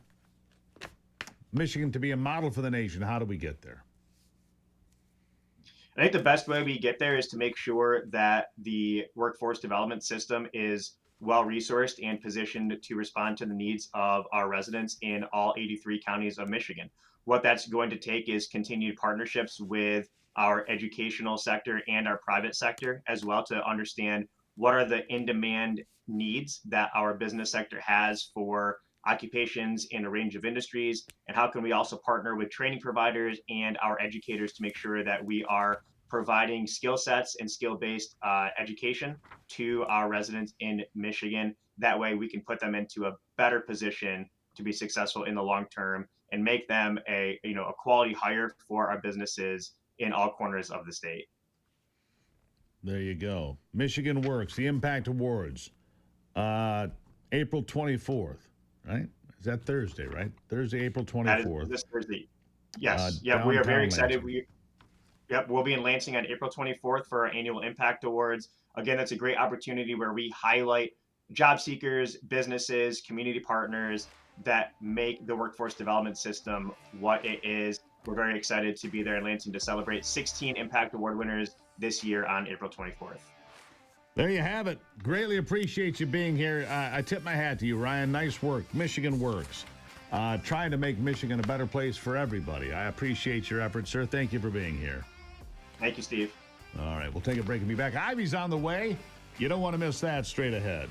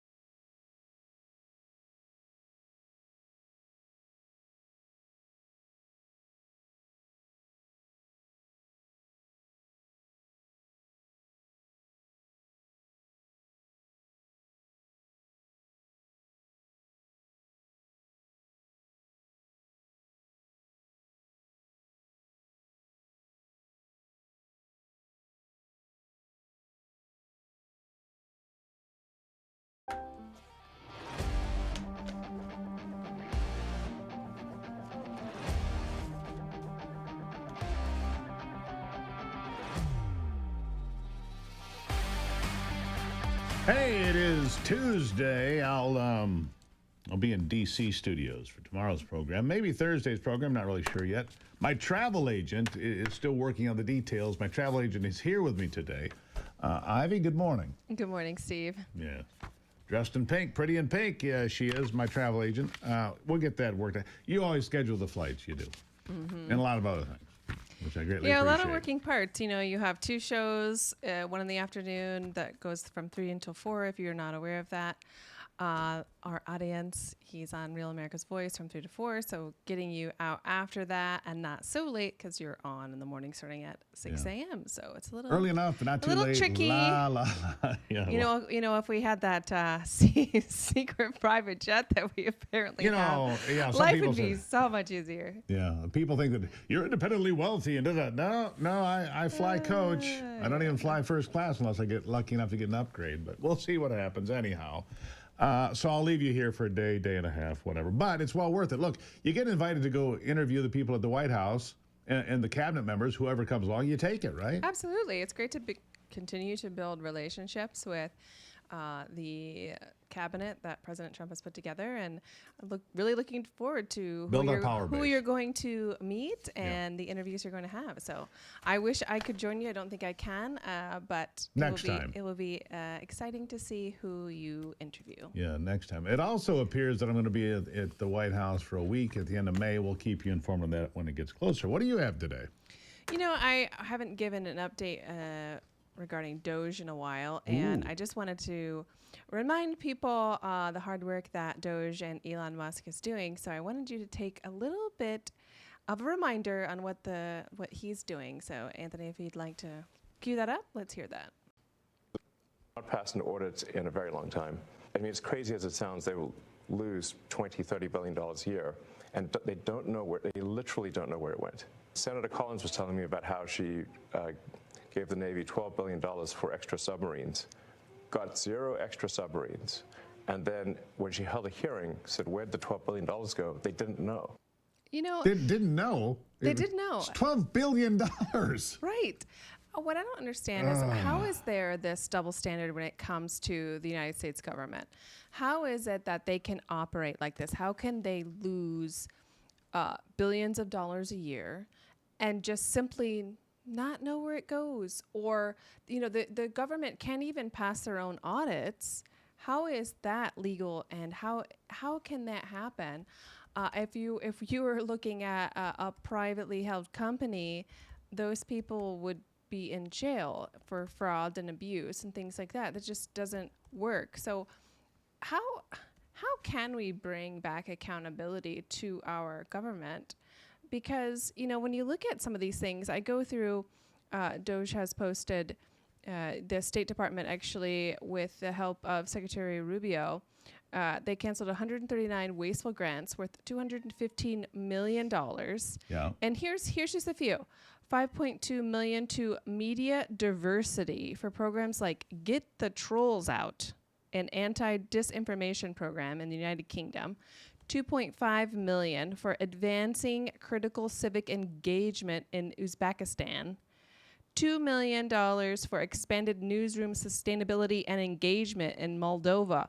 I could use $2 million for expanded newsroom sustainability and engagement here in Michigan. Yeah.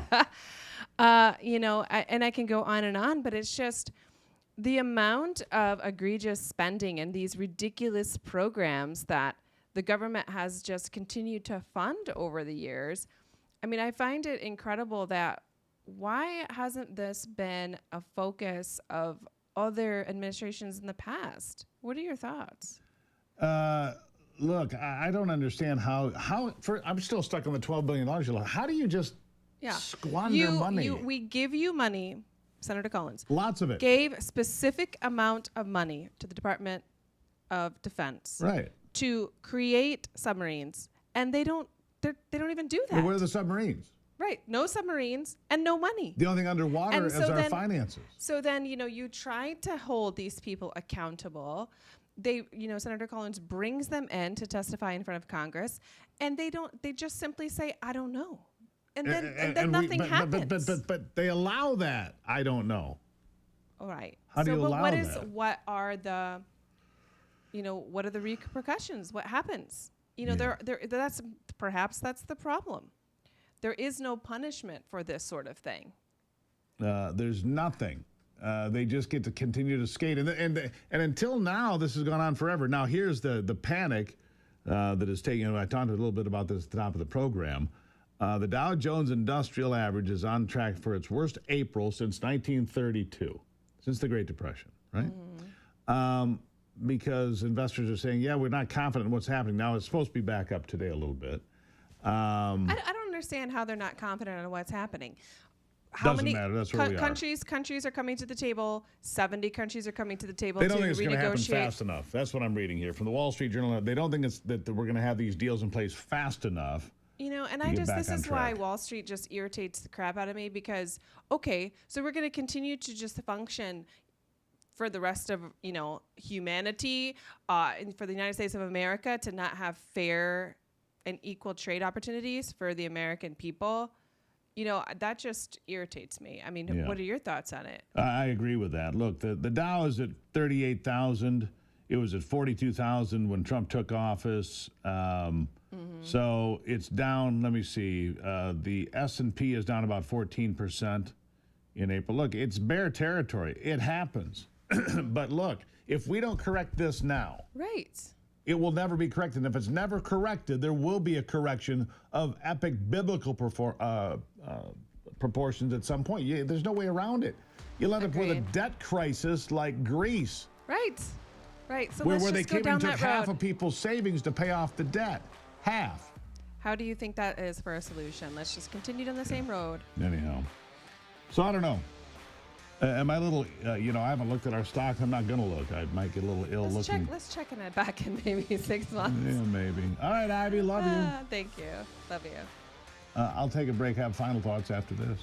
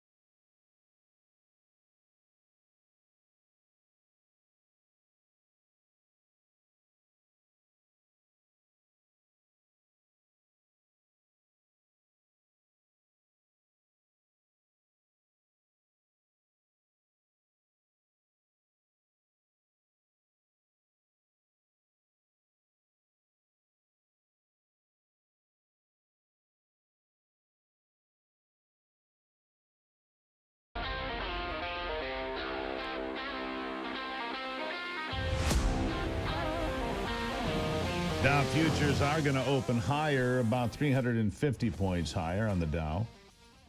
That's about a percentage point. Same on S&P 500. Same on the NASDAQ. All up just shy of 1% to go into the day. What does it all mean? Well, I don't know. And we were just talking about it. The worst April since 1932. Okay. But it doesn't feel like 1932, does it? I don't see people standing in bread lines, and I don't see the Civilian Conservation Corps out there building walls in the morning so people can tear down walls in the afternoon. I don't see that. Unemployment is at 4.2%, not 20%.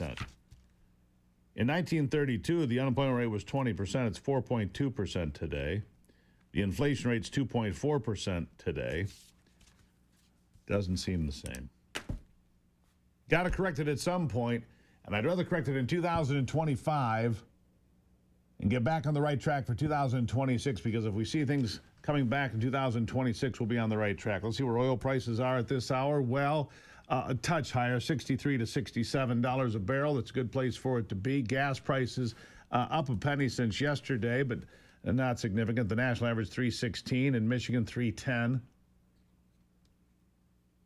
A number of states still well below. Mississippi's $2.67 a gallon. You'd take that, wouldn't you? $2.67. That might be the cheapest there is that I've found. $2.67 in Mississippi. It's cheap to live there. Not cheap in Pennsylvania, $3.40. Illinois, $3.45. Yeah. And there you go. So gas anywhere from $2.84 to $4.82 in California. Even California's below $5 a gallon. That's good news overall.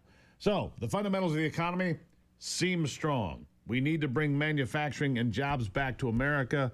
We need to set the Chinese out to pasture. Yes, it's going to be difficult. Yes, it's going to be painful. We also need to keep our borders secure and throw out the illegals. All true. Fight the good fight. Keep the faith. God bless America. I'm Steve Gruber. This is The Steve Gruber Show. And remember, only you can save America.